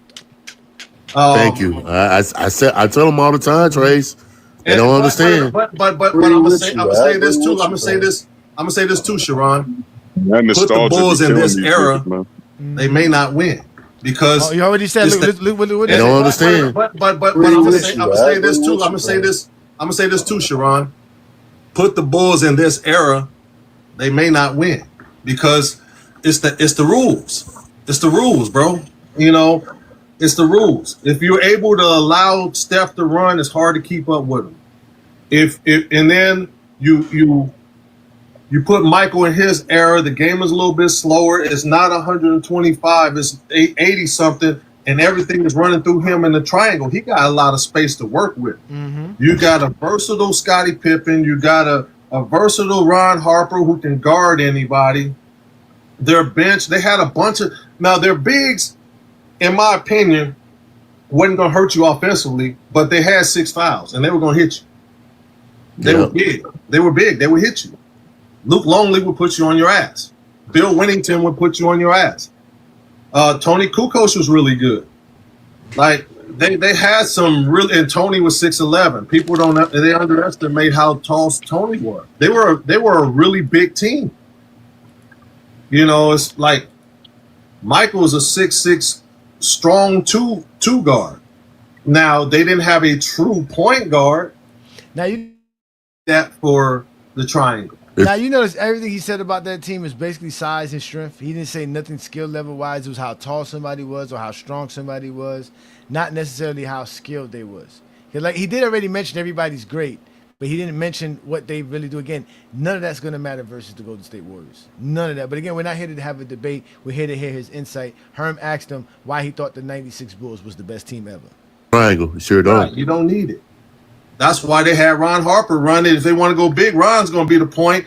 Mike will be the 2, Scotty the 3, and then you got Rodman and Winnington or whoever else you want to put in there. It's like this. Yeah, they'll throw Kukoc in there too. Yeah, if they want to go smaller, they throw Kukoc in there, and he had an advantage on any big because he can put the ball on the floor. So it was a I just look at okay, Thompson's a weapon, Curry's a weapon. They had what Iguodala was there. Livingston did well for them. The Draymond Rodman matchup would have been interesting. It would have been funny to watch those two go at it, with their antics and stuff. But at the end of the day, they both kind of cancel each other out. Yeah, Draymond makes plays, but Rodman's not going to let you make plays. He's a good defender. So Very good defender. Very good defender. It can go either way, man. If you talk, it depends on which rule you're playing. And they also kind of plugged and played guys. Like for instance, I tell people all the time how good Brian Williams was, man. I know you played against him in college, man. That was one strong motherfucker there, bro. That motherfucker there, boy. We talking about Bison Daly, guys. Bison Daly. Brian Williams. Yeah, he was a monster. In college, he was a monster, bro. Monster, dog. And he was a number 2 pick for a reason. He was a monster in college, but then at the same time, like I said earlier, bro, like depending on what team you go to and how they use you, you may not be that monster in the league. So, but yeah, I mean, I think that kind of drove him crazy too. And rest in peace to him. It's like I was on summer league teams with him and watch him kill people, and for him not to be able to do what he normally does, I'm sure that bothered him mentally too, because he had some stuff mentally that was going on with him at the time too. Hey, how did you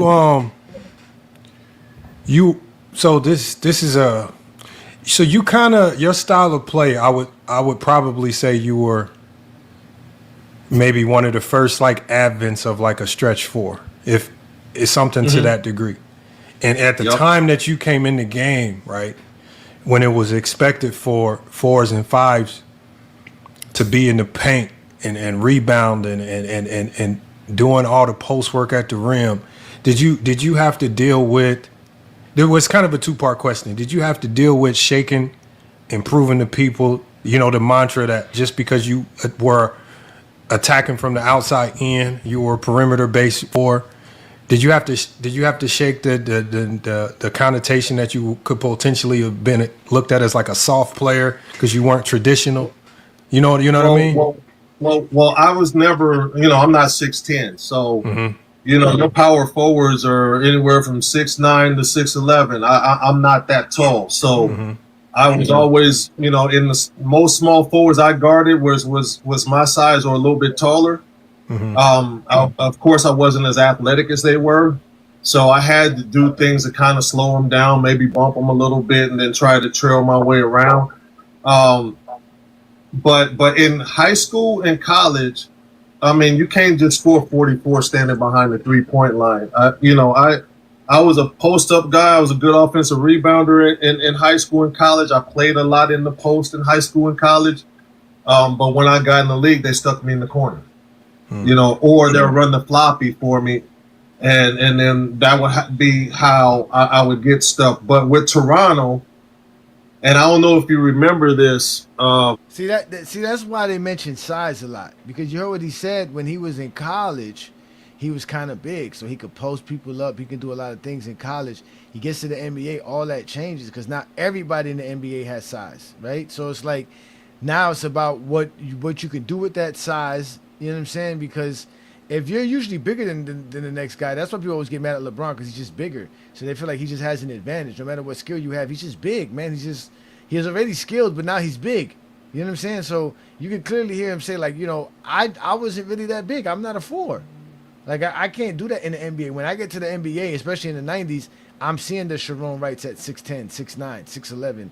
I'm not posting those dudes up. They're big as hell. They're strong as hell. Like, I'm stuck in the corner. They turned him into a corner, niggas. Sharon, they used sometimes when Doug come out when Damon come out the game, or when Damon was injured, they would put Doug Christie at the point. I would be at the 2. They had Carlos at the 3, Rogers, and he's 6'11". They had Sharon, and then they had Oliver. So we were kind of big, and I would be playing the 2. And remember when we run that blast down action where I run off the top of the screen and run down it into a post with a smaller guy. Yeah. Or I run down and then come back up off your screen up at the top for the 3. So I played that was the only year that I played any 2. And it was effective. I didn't play any 4, and I played majority 3 in the league. So you heard what he said? I was effective playing the 2 because he's playing against smaller guys. His skill level now matters because he's bigger than them. So there's nothing they can't physically move him out of his spot and all that other stuff. This is why they always talk about being physical, because at the end of the day, these are just one skilled, not one trick pony type guys, but they're limited skill-wise. That's why today's NBA players all have to know how to dribble and do stuff like that, because you can't just let a defender dictate what you're going to do on a basketball court. You have to dictate the defense, not the other way around. Back then, the defense used to dictate offense. That's why they used to go down to the low block. That's why Olo used to always hate that. They go down to the low block for some turnaround, fadeaway, mid-range jump shot that's contested to some big bum that can't shoot. I'm going to ask him that question, too, later on at the end of the live. If I may ask, Tracy, you stated the differences in the rules in the NBA from when you played and all the other different eras. You also came into an era where they added the zone defense and eliminated the illegal defensive rules. Could you explain how that impacted players such as yourself and other players, depending on their play style and the actual overall gameplay? Obviously guys like Shaq were affected due to the fact that now you can double team Shaq without the ball. Can you explain how the transition went from the illegal defense rules to the zone defense, which you were a part of that transition? You was in the league at that time. Okay. I mean, I think the difference is, like, there are so many guys that can shoot 3-pointers nowadays, because they still run some zone nowadays too. It's just expanded. You have to expand it a little bit more, or else you're going to get dotted in the eye for 3. But there was more emphasis, and Sharon can chime in on this too. There was more emphasis, and that's probably the reason why I didn't play my first 3 years. There was more emphasis on defense. Getting stops, defense wins championships, and all of those slogans and everything. But they got tired of 89 to 90, and it wasn't so much guys were bad offensive players. It was the emphasis was on defense. The schemes was to clog the paint, and so they changed the rules to expand that. I think when you got guys like Shaq in there and you don't have a bunch of guys around him, he's already unstoppable. But shoot, add him one-on-one with no one close. It's unfair. But that's what I mean by the rules are different, man. It's like, imagine Allen Iverson you're seeing that with Kyrie, right? It's like there's no one can guard Kyrie. You know, and if you get physical with him, he has some slick stuff to get you up off of him. And same thing with AI. They have slick stuff to get you up off of them. But imagine them when you can't touch them compared to when you can touch them.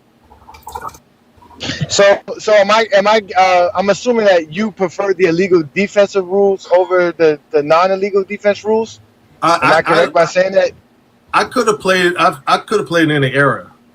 So I mean, I just felt like maybe I had a little bit more help with when you clog the paint a little bit. You know, I think I'm a better defender with that type of defense because the way they have everybody spread it out now, boy, you got to move your feet. You got to move. If you don't move, so there he go again. You hear that? You hear that? Yeah, exactly. There he go again. Him admitting that he couldn't play in today's NBA. He said, "I would want to have to guard the way today's. It's harder to guard today." He basically admitted that it's harder to play defense in today's NBA. He literally just admitted it. He's like, I'd rather it be to where if worst case scenario that there's somebody behind me, because in today's NBA they're gonna spread us all out, and if I get cooked, it's a wrap. There's nothing I can do about it. There's nothing no one can do about it because I got cooked. Like I really got to be a good defender today, which doesn't make sense. There's gonna be another contradiction he says later on when we asked him about the point of attack defender versus the rim protector. maybe coming right out. So now the follow-up question is that would you rather have an elite rim protector on your team as a defender, or would you rather just have an elite wing defender? Which one is better to have for defensive? A rim protector or somebody who's a great wing defender? We gotta ask. I mean, I had nothing but elite rim protectors behind me. I had Akeem Olajuwon behind me. I had Oliver Miller and Sharon behind me. Even AC Earl came in when you guys retired, and he can block some shots. So, if you can have Kevin Duckworth. Yeah, man, if you can have some rim in my era where there was mid-range, you know, you need a rim protector because now it's so spread out. You need more elite perimeter defenders now in today's basketball. Say it. But I don't get that, right? Because what is the perimeter defender going to do with the game being spread out? Like to me, I'm literally convinced that Johnny, that basketball players don't actually understand the game of basketball because they're playing it and they're not actually studying it. Because the point is that if you have to guard a guy that's 25, 30 feet from the rim because he can shoot, let him shoot that. Like you want to contest a 25, 30 foot jump shot. The point of being a better defender today is because now I do have to guard you 25 feet and I can't let you pass me. So the point is you still don't want nobody getting to the basket. I mean, even you just think about NBA. It's common sense. Like you have to cover more space. Like the less space you have to cover as a defender, the easier your job is. Them niggas just standing around the paint all fucking day. They could literally clog up driving lanes and get easy blocks at the rim. They don't have to move their feet. But if you got to fucking guard somebody 25 feet, 30 feet out, that's a lot of movement. You're going to get tired. Like you're not just going to be able to just stand there and take breaks on defense. No, he admitted that. He admitted that that's why he couldn't play in this era because you have to guard so much space. So he did admit that it was harder to play defense. But I'm talking about this idea that today's NBA, it's more important to be a perimeter defender than a rim protector because you have to guard guys who can shoot. But at the end of the day, you don't need to be a great defender to contest a 3-point shot. You need to be a great defender to defend guys who can dribble from 25 feet to the rim. The point of being a great defender in the perimeter is still to prevent somebody from getting to the rim. It's not to prevent a 3-point shot. You understand what I'm trying to say? So you still need a rim protector, but what's more important? What's the easiest way to protect the rim? To have an elite rim protector or to have an elite perimeter defender? How good can an elite perimeter defender be to preventing somebody from getting to the basket is the point. Because you want guys taking 25, 30-foot contested shots. Those are not going to go in that much. Those are inefficient shots. Just like you want somebody to take a mid-range shot because it's inefficient, especially contested. The only reason a three-pointer is more effective because it's a three-pointer. If he makes it, it counts for more points than 2 points. But still, you still would rather Stephen Curry taking a contested 27-footer than Stephen Curry dribbling past a man and getting to the basket for a free layup. Like, you understand what I'm trying to say? So this idea that the rim protector is still not more important, it still blows my mind. I don't care what era it is. Everybody's trying to get to the basket, so the most important thing is to protect the basket. It's just like in football, the most important thing to do in football is to protect the line. It's to have a good front line and a good defensive line. Like, that's it. That's where everything starts at, right there. If you can't protect nobody, man, you can't open up holes to run, what the hell are you going to do in football? Nothing. And it's the same thing in basketball. If you always let somebody get to the middle, always get to the paint, and always get to the basket, you're not going to win. Like, you have to stop them from getting to the basket. I don't care how many three-pointers somebody shoots. Getting to the basket is always going to be a problem. So I never understood that. But I heard both Sharon say that, and I also heard Tracy Murray say that. And also Lamont and Herm agree with them that they believe that in today's NBA, it's more important to be a elite wing defender than it is to be a interior presence guy, and it's vice versa in the past eras. Because everything's so spread out, and the bigs, they dribble handoff until they get to the big. The big need to, like Kevin Duckworth was struggling today's, God rest his soul, in today's basketball because they're going to dribble handoff until they get to him. So again, there he goes again, telling y'all how the players in the 90s, some of them couldn't play today. A lot of those guys would be in trouble. Kevin Duckworth was supposed to be one of the best centers of the 90s, right?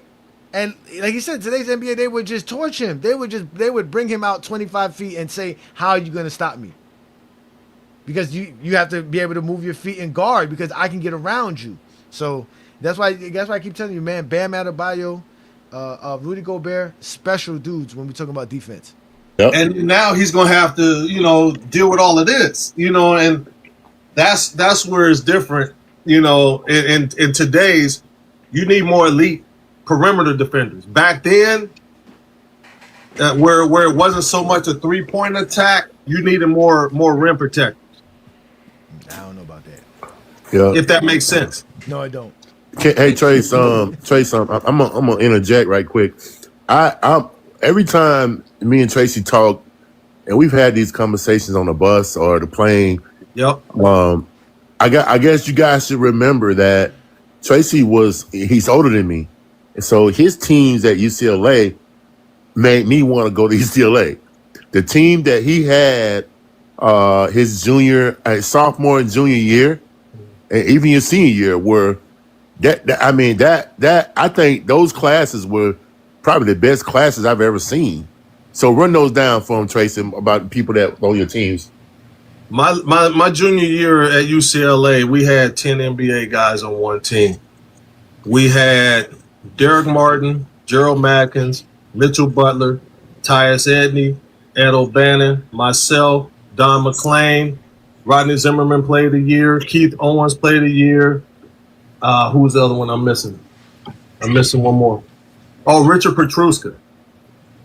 George Zedek. He said George Richard Zedek. Petruska. So what about the dude? Petruska was on red shirt, and Zedek was the 10th guy. So we had 10 NBA guys. What about Sean? John Tarver didn't even make the NBA. He's the most talented guy on our team. He's the most talented player y'all had. The most talented player on our team didn't make the NBA because he didn't understand basketball IQ stuff. Because, hey, talking about a 30, 40-point scorer, he was that guy. Talking about lock a guy down one-on-one, he was that guy. 6'5", wiry, strong, extra long arms, athletic, could score. He had three-point range, can get to the cup and dunk on you, had mid-range. He was really crafty. He just didn't understand the team aspect of basketball, making a play for others, or defensive rotations. he didn't understand that type of stuff. He's like, I got my man, and you need to move your feet. Talk You know what I'm saying? about So I got my man, you get yours, you guard your man. So that's what he didn't understand about, you know, high level defenses and high level playing. You know, he was one of the best, most talented players I ever played with. talk about that top 5 team with the Eminem boys with you and Don. That was the team. Yeah. That was the team. That was it. I mean, me and Don averaged 21 a game. You're getting 42 points from 2 people. So let's break it down like this. We had Ed O'Bannon, who was a McDonald's All-American. I was a McDonald's All-American. Mitchell Butler was a McDonald's All-American '89 with me. Derek Martin was an McDonald's All-American with Don McClain. You had Ed O'Bannon, who was a McDonald's All-American. So we had 5 McDonald's All-Americans, maybe 6. You had Ed was a lottery pick. I was first round. Don was first round. Ty Zetley played in the playoffs with Sacramento. Yeah, that's what I'm saying. It's like, I mean, bro, we had dudes. It was just so hard to win. You know, I wanted to ask him that, but I didn't get a chance to. I wanted to ask him about the Ed O'Bannon situation. Because, you know, Ed O'Bannon is the reason why sports games had to start paying college players. And basically, because he won the lawsuit, that's why we didn't have a college football for a long time and college sports games, and because they didn't know how to pay the players until they came with the NIL rule. Did y'all know that? I don't know if y'all both muted. I don't know if y'all heard me, but Yeah, we got you. We hear you. yeah, because Ed O'Bannon sued NCAA. No, he sued EA Sports in them for likeness because these guys used to be on he was on the cover of an NCAA game and didn't get paid for it because he was still considered an amateur player, and he thought that was kind of crazy that they can take his likeness and image, put it in the game, and do all of that, and none of them got paid for it. So he went to a big civil lawsuit versus that took years. And that's why, like, by mid-2000s, the EA Sports and all those video game people stopped making college games because they won the case. And I wanted to ask him about that case, like, you know, how did that transpire? Was he even involved in that? Did Ed O'Bannon reach out to them for support? You know what I'm saying? And what kind of support did they give him? And because he was really battling a big, billionaire machine. To go up against EA Sports and video gaming is not simple. You know what I'm saying? They have enough money and enough lawyers. That's why it took forever. That's why it dragged so long in the courts. But eventually, they won the case, and now today, that's why we have college games now, because they invented the NIL. Now players get paid for their likeness. And it all started with Ed O'Bannon and the guys that played at UCLA with Tracy Murray and them. So I wanted to ask him that, but I didn't get a chance to ask him that question because he had left. You know what we were missing? We were missing you, Sharon. You heard that? We're missing you. Well, y'all also had to play I against had to that. guard the Yeah, center. y'all most of didn't the have time, bro. rebounders, man. Y'all didn't have I had to guard the center. I had to guard the center. Interior, Bro, I'm yeah. Talking 6'7". about I had to guard the scoring center. wins games. I was Yeah. guarding, big dudes. Like, I can't do nothing against them. Yeah. And y'all had to play against that Tucson skyline, man. And That was I my had to second guard Ed Stokes. I had to guard Brian Williams. I had to guard Sean Rooks. 6'11", 6'11", 7'1". I had to guard that. Rest in peace to Wook, man. Yeah, and that's my brother No doubt. from another mother right there. You thought Oliver was closer. Rooks, Wook is another one that was extremely close to me, bro. It's like Wook was I great. lost two brothers at the stature of me and you, bro. No doubt. So But that team had Kenny Lofton on that team. You guys Bro, know they had Sean Elliott. They had Don Elliott, Kenny Doug Lofton. Bushler. They had Damon. my They goodness. had Steve Kerr. Khalid Reeves. They Steve had Kerr. Steve Kerr. What's his They had a heck of a run, bro. Tom Like, Tolbert. All the guys that played in Tom Chicago, Tolbert. right? He said Jeb Bush. Tom Steve Kerr. Tolbert. You heard any Man, loss? bro, they had Anthony Cook. They had a They had run. Chris Mills. They had Chris Chris Mills. Mills later. How can I Yep. forget my brother? Oh, Chris Kobe Mills. teammate. They had a run of dudes come through there and go to the league, bro. So I got a question though. What was the year that you felt you guys should have won, but end up losing for us in that tournament, for us NCAA tournament? That year, we were number 1, number 2. We dropped that probably at the lowest, number 5 that year. We had a bad stretch. Like, we beat Indiana at the beginning of the season. It's hard to beat Bobby Knight twice in one season. And they made some adjustments. Oh yeah, I did lose to them in '92. Oh, we got our ass whooped by them. They whooped our ass and didn't stop. They took Calvert Chaney off of me because I was bigger than Calvert at the time. So they took Calvert Chaney, and Calvert's a great defender. You heard what he said though, right there. He said you don't beat Bobby Knight twice in the same season. He even gives praises to coaches and strategies and how that impacts games, right? He talks about all of this stuff, bro. Like, he really gave us a lot of great stuff, man. A lot of gems. By the way, they took Calvert off of me and put Allen Henderson on me. So now they got a 6'10" guy that I can't post up. They put Matt Nover on Don to be more physical and beat him up. They denied the high post pass, which killed our duck in on the weak side for the post up. They denied the swing pass and kept the ball on one side of the court. So me and Don didn't touch the ball very much. They took us, they slowed the game down and took us completely out of it. They jumped on our ass and did not look back. Why did you? Why did you? Look, So inside keep trying to get it. okay, so you left early, a year early, Sorry. to the NBA, Yep. right? And so was that decision because you? I think you might have had an opportunity to play the Fab Five if had you stayed. Am I talking about? If I stayed, I would have played them. Yep. Now, would have played them. what? It's like when making that decision to leave early. Did it just strictly come down to just the business side of things, draft position and things like that? Just the opportunity is there, or like what went into you making that decision to go to the NBA and not stay that extra year in college? So when I was 14 years old, I had a hip surgery and they told me I'll never play again. So, when you find a doctor that fixes you back up and then you work your way to that point, you think about it, right? I was on the 91 Pan American team. We lost and they brought in the Dream Team. So that killed my Olympic chances. So that was first and foremost. I wanted to be on the Olympic team.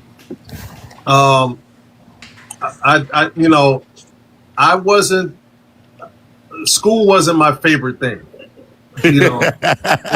especially at UCLA. It was really competitive in the classroom at UCLA.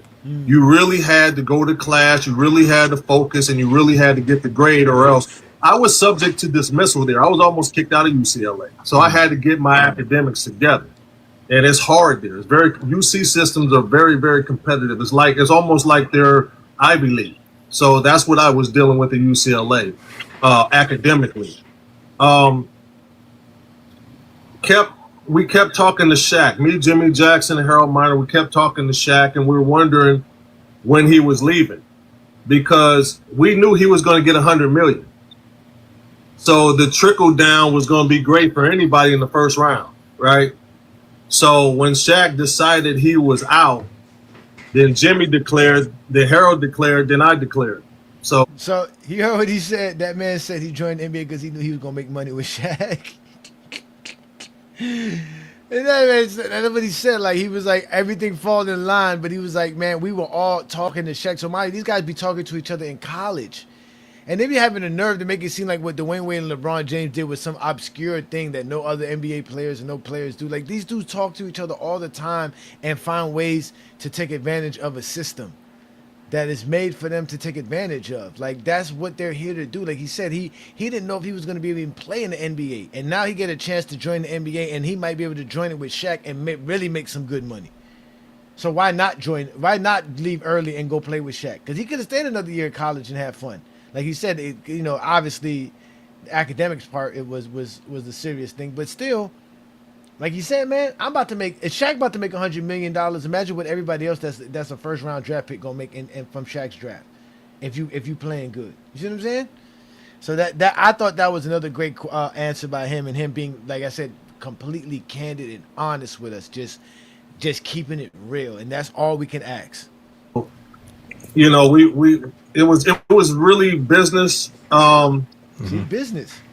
Business, not really liking school, and not being able to be on an Olympic team. And another thing, my best year of having a chance to win the NCAA championship had just passed me with that loss to Indiana. So I didn't see, I can see nothing but my stock going down, if anything, instead of being where it was. So that's when I decided to just make that jump and deal with the consequences. Mm-hmm. Yeah, we talk about that a lot. Tracy, can I ask you, Tracy, can I ask you one question? You once described to me, Terrell Brandon, and Gary Payton the game that you had with Rod Strickland, the 50 points and the easy triple-double by Rod. Can you talk about that game? That game was crazy, man, because from the tip-off, Rod was going. And Golden State was kind of young. Brian Shaw, Bimbo Coles, those guys didn't play. So, and Joel Smith got going a little bit. Every time I hear Bimbo Coles, I think of Wally Lancaster, man. Shout out to Wally, man. If Wally's still around, man. One of the old school FYF guests that used to show up, man. Old school dude played basketball in the 80s in college with Bimbo Coles in them late 80s. I think he didn't. No, he never got drafted. He never played professional NBA, but he's a funny old man. Shout out to him, man. Was on that team, so I Rod started clicking with me. I had a dunk, I had a couple fadeaways, I had a couple of threes, and we were rolling.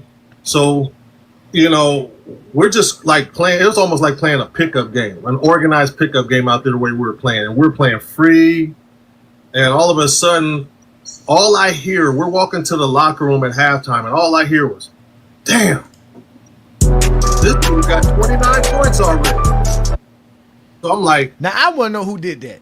I don't know if that was Lamont, but I think that was Lamont. What was that? I think that was Lamont.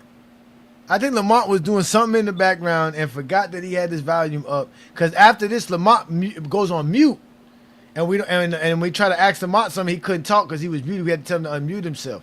So I'm thinking that was Lamont that did that, because I don't think it was Inside, because I know Inside also had some background noise going on.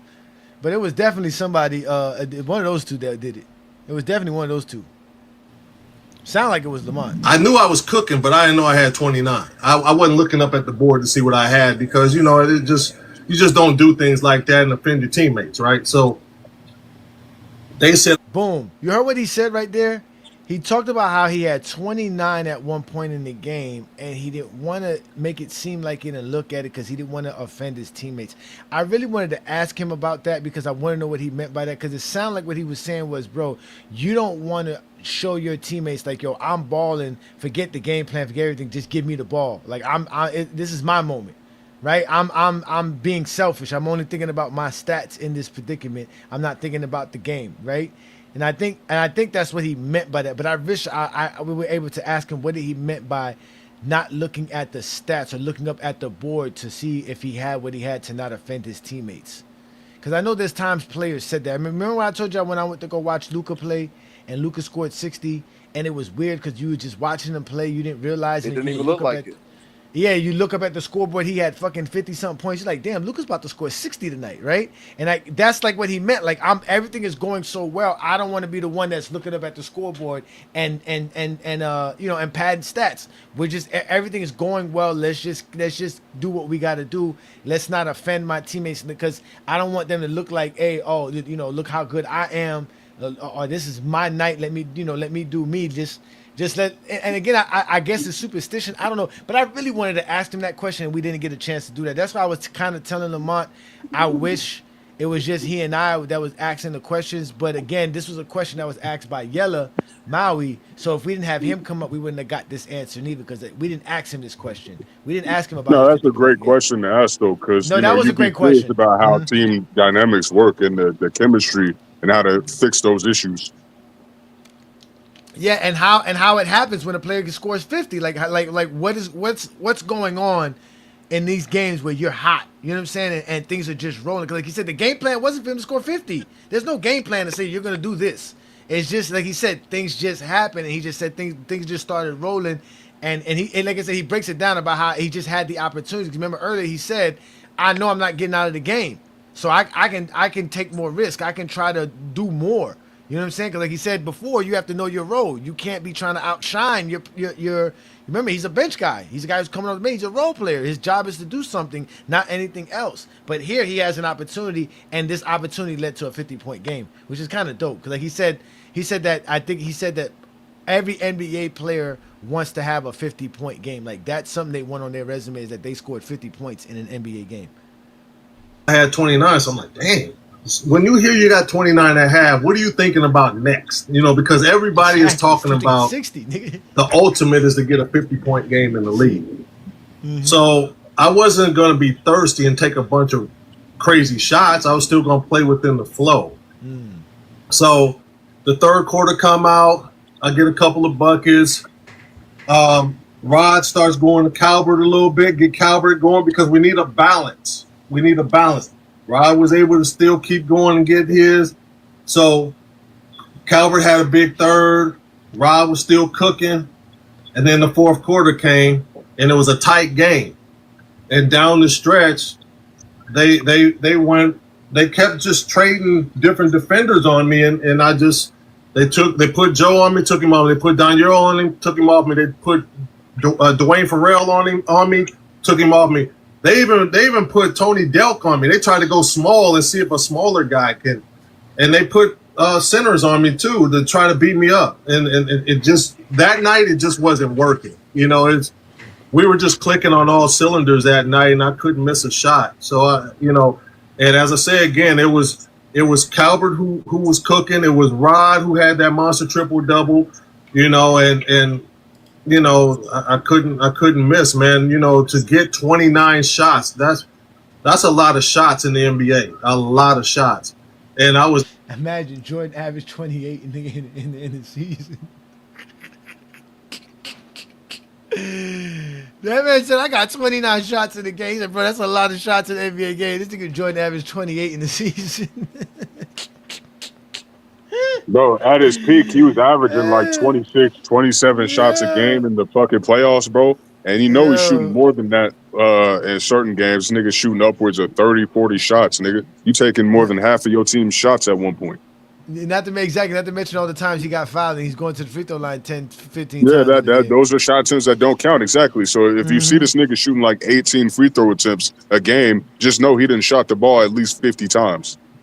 18 for 29, so I had 18 field goals. So 18 to 29. You know, I was 9 or 10 from the free throw line, 5 or 10 from 3. So it was, you know, I also had 8 rebounds.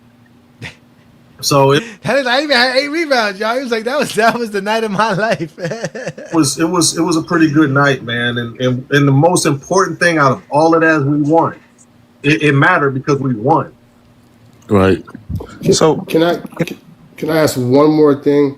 Can you also talk about the night that David Robinson got the trophy for MVP and you were there, the King? I want you to talk about that, my guy.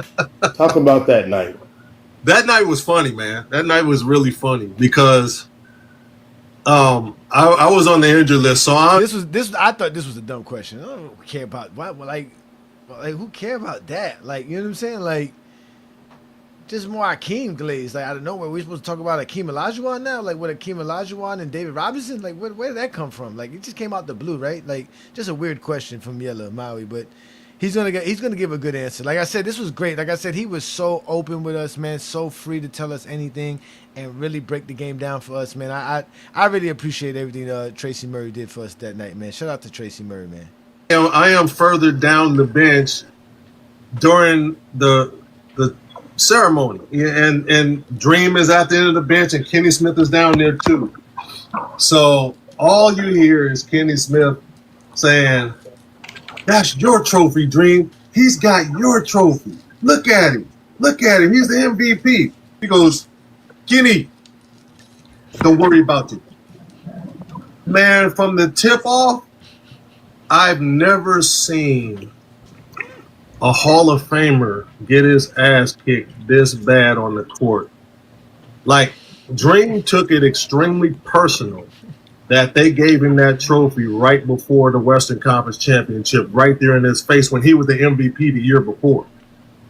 I mean, he was still having an MVP season. It's just the team wasn't having a good year. You know, that's why they made the trade for Clyde. They needed a shot in the arm. You know, we were the lowest seed in the Western Conference, lowest seed period to ever win an NBA championship. That's true. So, I mean, they were the 5 seed, I think. Dream went crazy, man.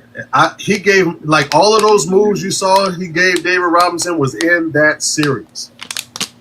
It was ridiculous. I've never seen in such a small area in the post.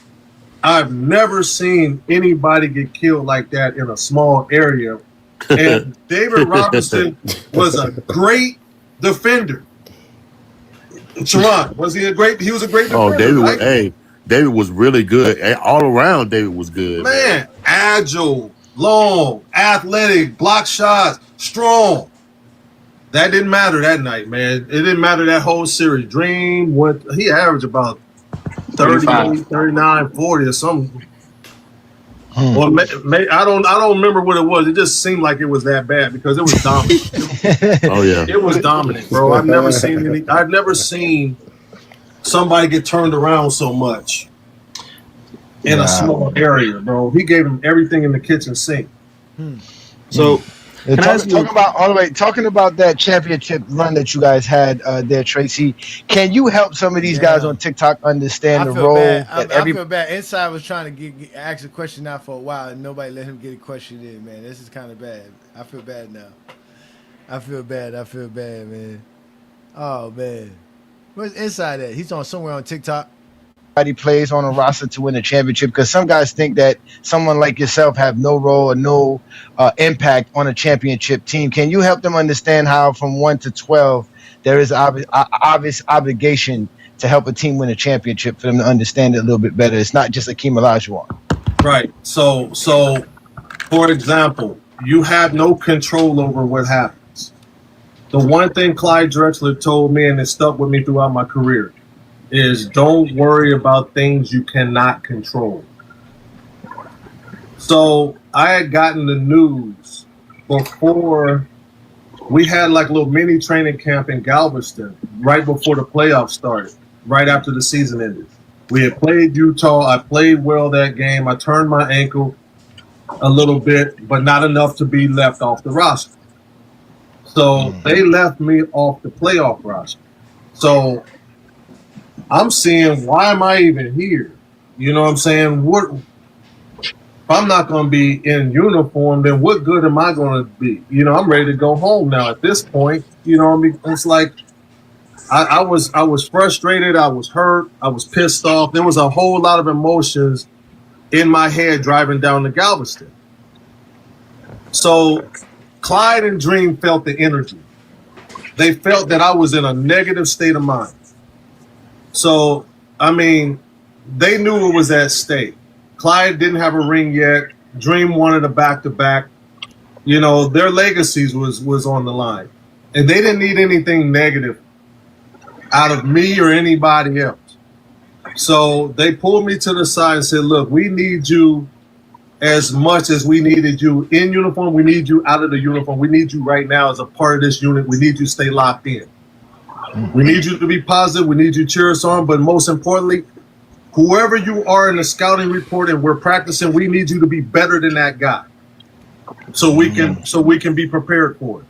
So that was my role. You heard what he said? I asked him, what is the role of every player on a championship team and how impactful they are. He said that he wasn't even in uniform, but that Akeem Olajuwon and Clyde Drexler pulled him aside and explained how important he was to them. because they needed him. Not for one, not just to just cheer them on and keep a positive attitude, but for two, he's a part of their scouting report, right? And I remember Dwayne Wade talked about that. People asked Dwayne Wade about the championship and how that everybody on the 2006 Heat team was important to winning a championship. He even mentioned a guy named, if I'm saying his name right, Earl Bannon, right? Ed Bannon, whatever his name is. Barron. He played for the Heat. Bench guy, didn't even suit up. But he was their scouting guy. His job was to be Dirk Nowitzki, right? So he had to be Dirk Nowitzki during practices so that they knew what to do against Dirk Nowitzki. And he was immensely important because he took that job seriously. He was talking about how the guy was really taking the job seriously, and it helped Udonis. It helped them understand what they had to do to keep Dirk Nowitzki from doing his thing. And this is what he's saying right now. And we're going to talk about, he's going to talk about who he had to be in the scouting reports and how he felt like he was a part of the team because of it, and how they felt that he was a part of the team, and they gave him a championship accreditation even though he didn't play in the championship round, right? So, again, there's so much that goes into the game of basketball that we don't know about, and this was a great answer by him. Watch how he breaks down his role and everybody else's role into helping the Houston Rockets win a championship in '95. You go down the list, man. Dream was the superstar. Clyde came in and ended up giving them that boost that they needed, and he became that second guy that they needed. Mario Elie, a super duper role player, man. Like, he was a guy that kind of kept me, even when we were in Portland together. He told me so many gems, man. And and when you're in the same position, you're thinking he's telling me this just to keep me down. But no, he was telling me things to keep me in the league. And I thought Mario Elie was a heck of a mentor for me. And the way he played his roles, he played great defense. He hit big shots. He guarded the best perimeter guy. You know, he made the extra pass. And then that leads me to Robert Horry. Everybody knows what Robert has done his whole career. Robert can give a damn about shooting a basketball. But he will block shots. He will rebound. He would defend, and he would hit the big shot for you. He didn't care about getting a bunch of volume shots, but he got the crucial shots that he knocked down. You know, and he's another guy that could have went out there and averaged, 15, 20 a game. He just chose not to. He chose to be a good, valuable piece to the puzzle. Sam Cassell. He was that punch off the bench, man. You knew you would get an instant offense from him. He was going to come in, and he was going to make some plays, and he was going to scorch whoever that guard is on the other side. Kenny Smith. In the second half of the season, Kenny, had some ups and downs because he was trying to get used to us being around, right? So, they lost Otis Thorpe, which was a big part of them. And, me and Clyde, nobody was happy we were there. Otis Thorpe was their guy. So, it took a while to get going. But, Kenny, man, he was dealing with knee issues, but, boy, he found a way to get going. Like, the game that we were down, game 1 to Orlando, those threes that he was hitting to bring us back, and him and Sam Cassell, that was their game. That was the guards' game. They did their thing. Pete Chilcutt, good role player, can knock down the three, bang bodies with the big guys. Come in and spare Chucky Brown, who was our starting power forward. Chucky Brown, man, he did all the dirty work. He knocked down mid-range shots, get fouled, get to the line, guarded the best power forwards, physically got after it, set good screen. Like, things don't happen unless these guys do their jobs. Like, we were the first. I think that's why they hired Rudy Tomjanovich with the Lakers as the first person that I knew that got hired for analytics, the way they play nowadays. We were the first team that shot a lot of three-point shots but we did it from inside out and not outside in. They're doing it off of pick and rolls and dribble handoffs now. We threw it down the Dream and allowed people to double team him, and then the ball swung around and somebody was getting open shots. So we were like the first team to really do that type of style of play. So look, you see, that's why I love talking to this guy, man. He could come on anytime. One simple question.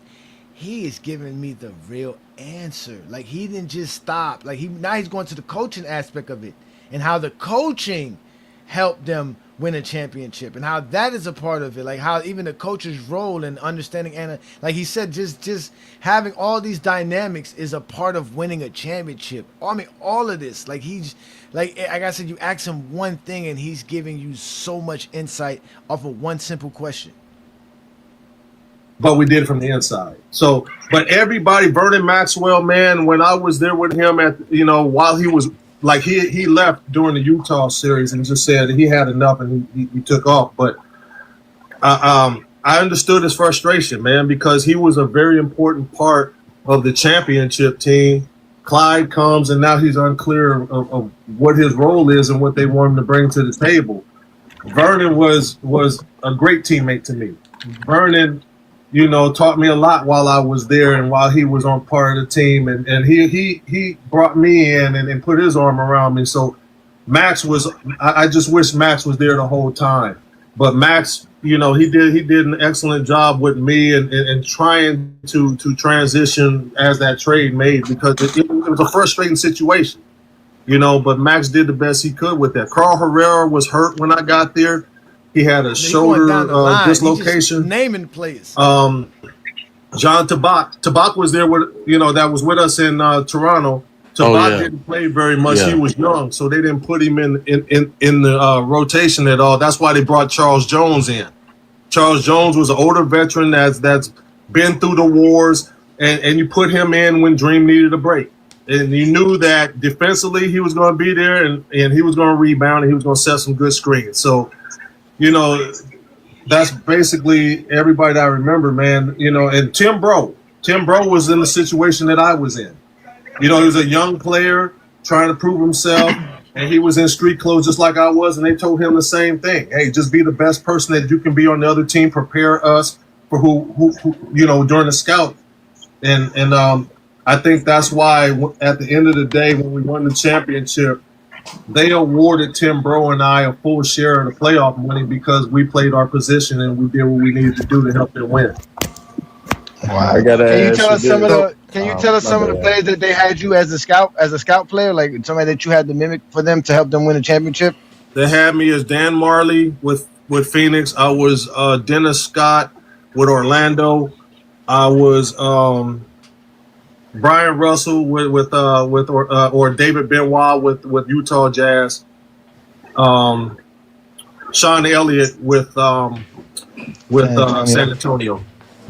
Okay, so they had you basically as the small forward, helping them understand those guys' roles. Okay, go ahead. And I was so frustrated that I was trying to do more than those guys.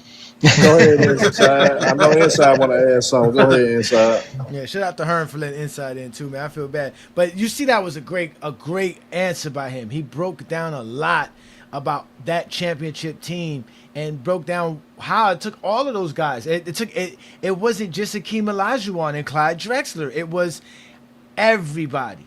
He was naming guys that I even forgot about. He said Chilcutt. I forgot about Pete Chilcutt. Forgot about Chucky Brown and guys that used to play on that team like that. Like, these guys all had something to do with that championship. And then his mention of Robert Horry, which was another thing that just took notice to me, was how he mentioned how Robert Horry could be a better scorer and how Robert Horry could score and really was a good basketball player offensively, but he didn't care about none of that. All he cared about was winning, and it shows why he won 7 championships then. And why he chose the right teams to go play on. But secondly, at the end of the day, bro, he chose opportunities to go win. And he was able to do that because he didn't care about nothing else. He just wanted to do his part, play his role, whatever it was that was necessary with his talents to help his team win. And he helped every last team win those 7 championships he had. Completely was a part of it. So like he said, they gave him, Tracy just said they gave him full playoff winning share credit because he was involved in helping them win that championship while he was in street clothes, ladies and gentlemen. But y'all be sitting here thinking guys win championships because they got one guy or two guys. That's not how that shit works, man. It takes a lot to win a championship. That's why LeBron left Miami, because he realized it doesn't matter if I'm in Miami or Cleveland or not. It takes a lot to win a championship, and I can win it elsewhere. I don't have to be in Miami to win a championship. So I'm going to go back home, and we're going to see if we can win one in Cleveland. That's just it. And ever since then, LeBron has just been realizing that winning a championship is nothing you can just predict, man. It's hard to do. It's not easy. And that's why Jordan came back and played in with the Bulls again, because he realized, like, damn, I got an easy chance to win a championship if I come back to the Bulls. The NBA is in a good position to where I can dominate and still win championships. That's why he quit as soon as he realized he couldn't win no more championships. I'm going to quit. That's it. So if there's any such thing as easy championships, it was Jordan's era, if anything. But we're going to play a little bit more of this interview, and we're going to let y'all go to FYF Sports Debate to listen to the full interview and watch the whole thing, because, again, it is an over 3-hour live where we had an interview with this guy. I'm not going to do the whole interview with you guys here, but we're gonna get Inside's question in here, and there's a couple of more questions, and listen to it, and then we're going to get up out of here. So, again, this is the Friday Night Exposure with the Exposer. I do this every Friday night. This is a GJK members only live, so if you want to be a participant of what we do on Friday nights, hit the join tab, man. Become a member of GOAT James Kingdom. Support what we do here in GOAT James Kingdom, because when the season starts, it's only going to take off from here. We're going to be watching games, doing play-by-play, having so much fun with the Sixer games, the Heat games. We're back to East Coast time. I don't know what New World is going to do, because he's still on the West Coast time, but here, we're going to be enjoying it over here. We ain't got to be up till 2, 3 o'clock in the morning no more. Now we're going to have New World. We're going to have New World hanging out with us at 5 o'clock in the afternoon. Yeah. He on the West Coast. He on the West Coast. New World's gonna have to be hanging out with us at 5 o'clock in the afternoon. Talking about, man, I'm just getting off work, man. I'm in traffic. we getting ready to watch LeBron play. He better hurry up and get home. So let's let Inside get his take in. Yep. Go ahead, Inside. Can you guys hear me? Yes, So we sir. can hear you. Okay. Okay. Hey, Mr. Tracy. So in the 50-point game, I know Jawan was out, and I know Webb was out. Was before the game started? Was the game plan to go to you? And I know we know you could score before, obviously, the 40-point game and stuff like that. But before the game started, was the game plan to go to you, or did that kind of just materialize as you were obviously on fire? It just materialized. Like Strick is a great point guard, bro, and just because he didn't make All-Star teams, don't believe the BS. The reason why Strick didn't make All-Star teams because he didn't like doing the off the court stuff, man. He was a hooper, bro. You know what I'm saying? He just wanted to hoop. And you have guys like that they try to force to be the face, and he didn't want to. He just wanted to hoop. He just wanted to be left alone and hoop. And so when you look at how good Rod Strickland was, he can control a game, bro. He can control it. I love players, man. When he saw different things, that's why he went to Calvert Chaney in the third. He saw that they were loading up on me, and he can get whatever he want whenever he wants to because he's that good.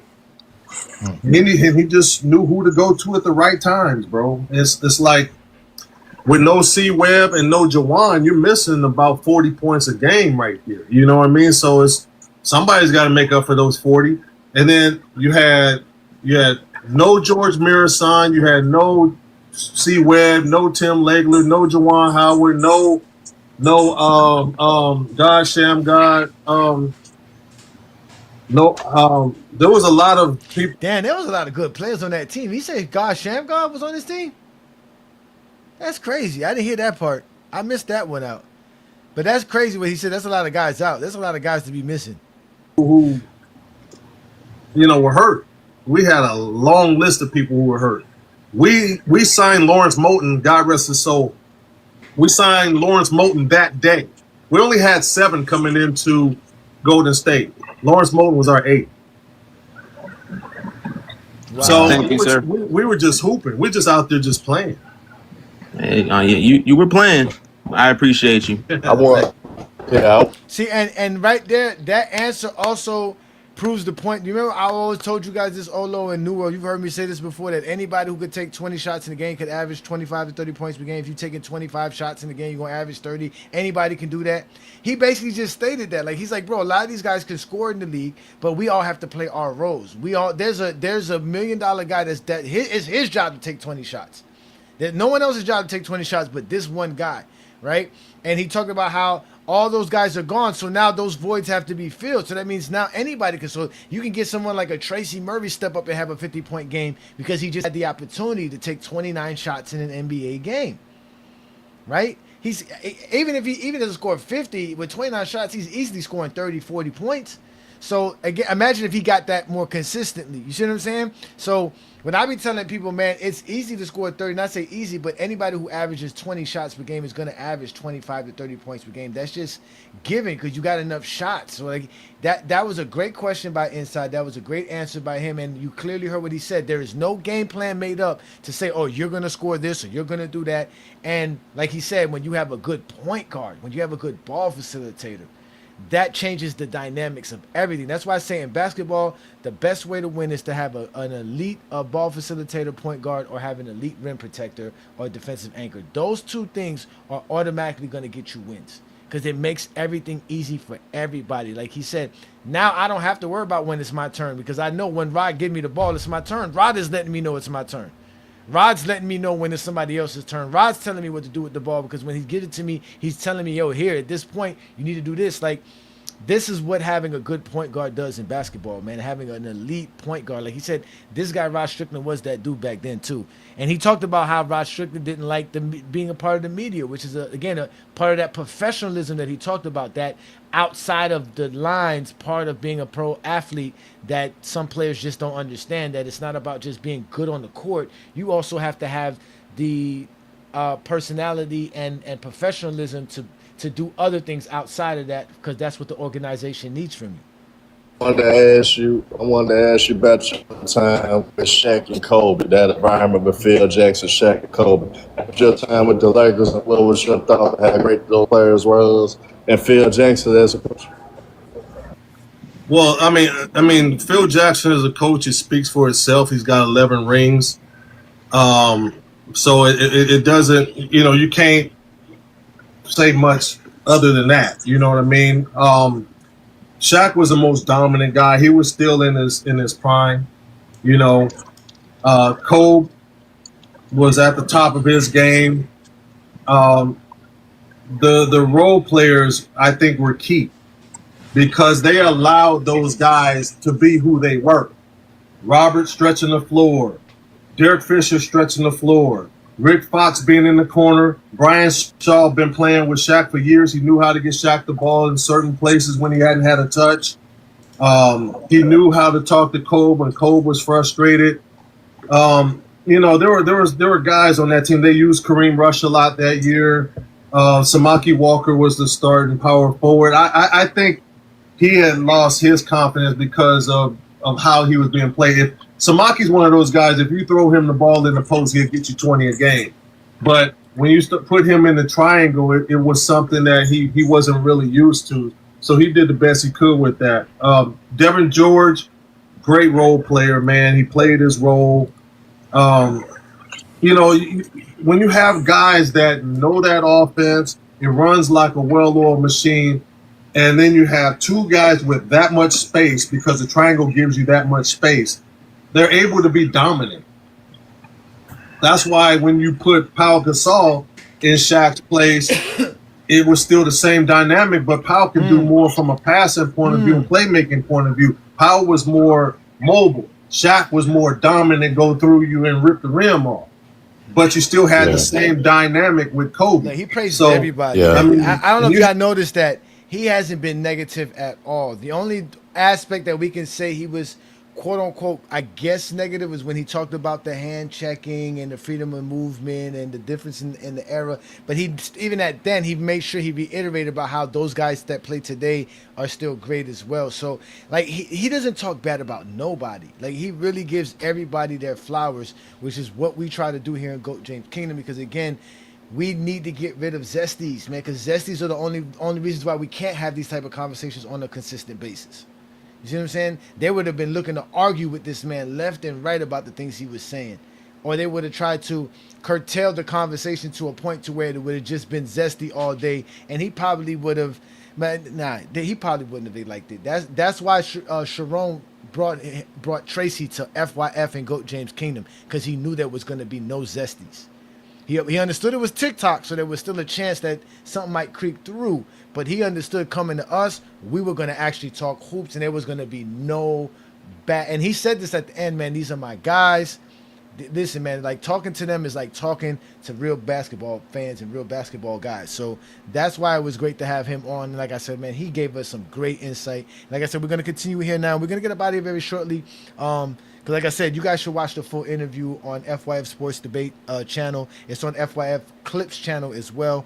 And it's also a part of Goat James Kingdom. It's a collaborative video, so you can go on Goat James Kingdom. You'll see it there in our collaboration section of videos. Guys that were capable of hitting big shots night in, night out. Yeah, I'm get off task for a minute, T. And I I love you. I don't want to put you on the spot, but I wanted you to. There's a topic on our show on FYF and with Go James and even with Herm's show. I feel like we just go ahead and nip it in the bud. Let me just go ahead and say, I want you to touch on your relationship with Kobe. And I talked to you about this, and I know how hurt you were about this. Absolutely. I had talked to you. We had talked that week, and I remember the first thing I did when I got the news. Yeah, we gonna actually end that interview on that. If you guys want to hear what he had to say about Kobe, go to FYF Clips channel, and you'll hear exactly what he had to say about Kobe, man. The interview is still going. It's a great interview. I'm glad that I was able to actually give y'all a good portion of it, that y'all heard it here on the Friday Night Exposure with the Exposer. As you guys know, we're going to continue to give you guys great content. We're hoping to get more basketball players and introduce ourselves to more people that are in the basketball world, so that we can have more interviews like this with them, have them participate with stuff that we do here in Goat James Kingdom. So again, don't be afraid to subscribe to our channels, to follow us on other platforms, even if you don't like LeBron James. Matter of fact, if you don't like LeBron James, we don't want you. It's true. We want real hoopers. We want real basketball fans, real hoopers that like basketball. And I'm about to make a video about Los. Did y'all see that video of Los talking about LeBron fans are the worst and the most toxic fans and ruin basketball? I get tired of these zesties, bro. People like him swear that they're basketball aficionados because they go to the LA Fitness gym and shoot a bunch of 25-foot shots and can make them and think that they're really good at basketball. Like, you dudes are just the worst. Y'all are the worst basketball fans. This motherfucker was born in 1990, had the nerve to tell people who's the worst basketball fans, bro. You never saw Jordan play. You barely saw Kobe play. Like, I'm tired of y'all. Every last one of y'all. But again, this is why we do what we do here in Goat James Kingdom, because we don't, like I said, we don't have time for all the zestiness, man. We're here to talk the game of basketball. We're here to continue to give you guys great shows, great content. Shout out to guys like Olo, New World, Womboy, Asante, all the GJK members that support us, man. We really do appreciate all you guys, man. Inside, shout out to 2 Cents too, because 2 Cents has been supporting us too as well. Shout out to 2 Cents. Shout out to Hollywood Herm, who supports us as a GJK member. Shout out to like I said, to Wayne Gant. Shout out to my boy Tay, who stays supporting us. Shout out to Tay, man. Tay be in the background on shows every time. Shout out to him. And again, there's so many of y'all. I don't want to say names without missing any names as well. So all of you guys have been great. I just can't think of all you guys off the top of my head right now. Just going off of who I'm seeing here tonight. It's always been a pleasure to do what I do here on the Friday Night Exposure with the Exposer. So again, if you like this type of content, follow and subscribe on all platforms: Instagram, Facebook, TikTok, Twitter. Again, this is Goat James Kingdom. I'm A. Johnny the Exposer, just one half of the platform. We go live every Sunday, noon Eastern time. We go live every Saturday night with the TikTok Takeover Live with Lamont and the FYF guys over there. And again, like I said, it's the Friday Night Exposure with the Exposer. I want to thank Olo and New World for participating in tonight's live. And we're about to get up out of here, man, so that we can enjoy the rest of our Friday night, man. Again, y'all, It's been a blessing to be a part of this. The summer's almost over. Basketball's almost coming around. Y'all make sure to check out the GOAT James Kingdom Film Festival lives that'll be popping up very shortly. I have another one for y'all tomorrow. And officially, you guys have been exposed by the exposer, so have a great night, y'all.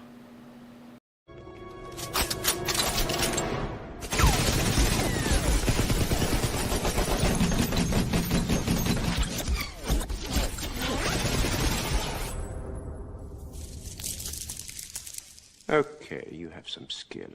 Kill him.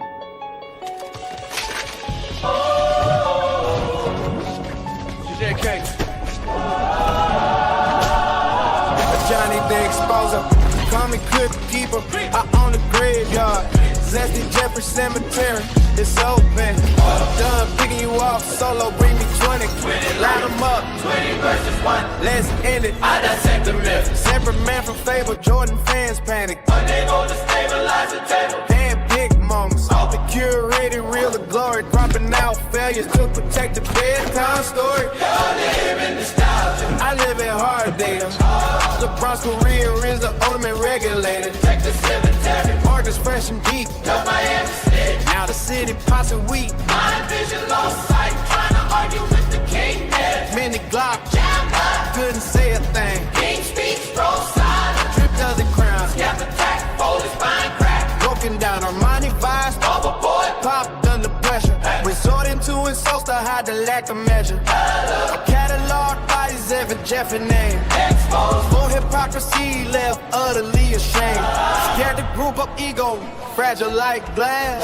20 versus 1. I smoke the entire class. This is GOAT James Kingdom. Where idols turn to dust. We strip away narrative. Shatter all the trust. In ghosts of the 90s. Crime by the perfect ring. Ignore it first round. The contradictory things. Scrambling and scraping, terrified to stand. 20 versus 1. Johnny clearing out the land. Zesty Jeffrey's in dirt. Marked and filed in the roast. Step up to the plate or let the ghost status go. Their idol brings a fable from the past. From the past. Claims his dad saw I handled that could last. Said hops on walk back in 54 rap. Better handles than Kyrie on the floor. Doc. Your daddy lied. It's simple. Used to upload the pop of logic. Pimple. Weaponizing feelings. To deflect the skill. But Kyrie's dagger's deeper. Let's keep it real. Hating on Braun with a passion so bizarre. Elevated plumbers. Them a shining star. Jordan was a killer. Yeah. Respect is always due. Treating them like God is simply untrue. Act like losing later. Is a sin he never knew. Was well early. That's a loss too. I stand on accolades. That's still the book. You stand on killer instinct. And a look. That's why you fear the debate. Why you scatter like roach it when I open the gate. Yeah, yeah. They want the whole way. They want the myth. But I bring the archive. I bring the receipt. I bring the exposure. We y'all at? Well, the 20 at. Don't hide behind behavior. Face the reaper. Vibing. Gather the truth. Get narratives aligned. Bring the styles and merchants here. Leave logic behind. I want smoke big. Boom to suffocate. So I can let it out. Seal the joy and fate. 1 man, 20 fans. Microphone to speak. Dissect. In every argument. To your knees, you're weak. I don't need Nursery rhymes are forced to vision. I cut through the frog With surgical precision. Just go to the fraudulence of your whole guilty. GOAT James Kingdom stands tall. Flag and furl. You're LeBron James, greatest player in the history of the world. Zesty Jeffrey Cemetery. Plenty of blocks left. Who's next? 20 versus 1 step up. Oh, shut the fuck up.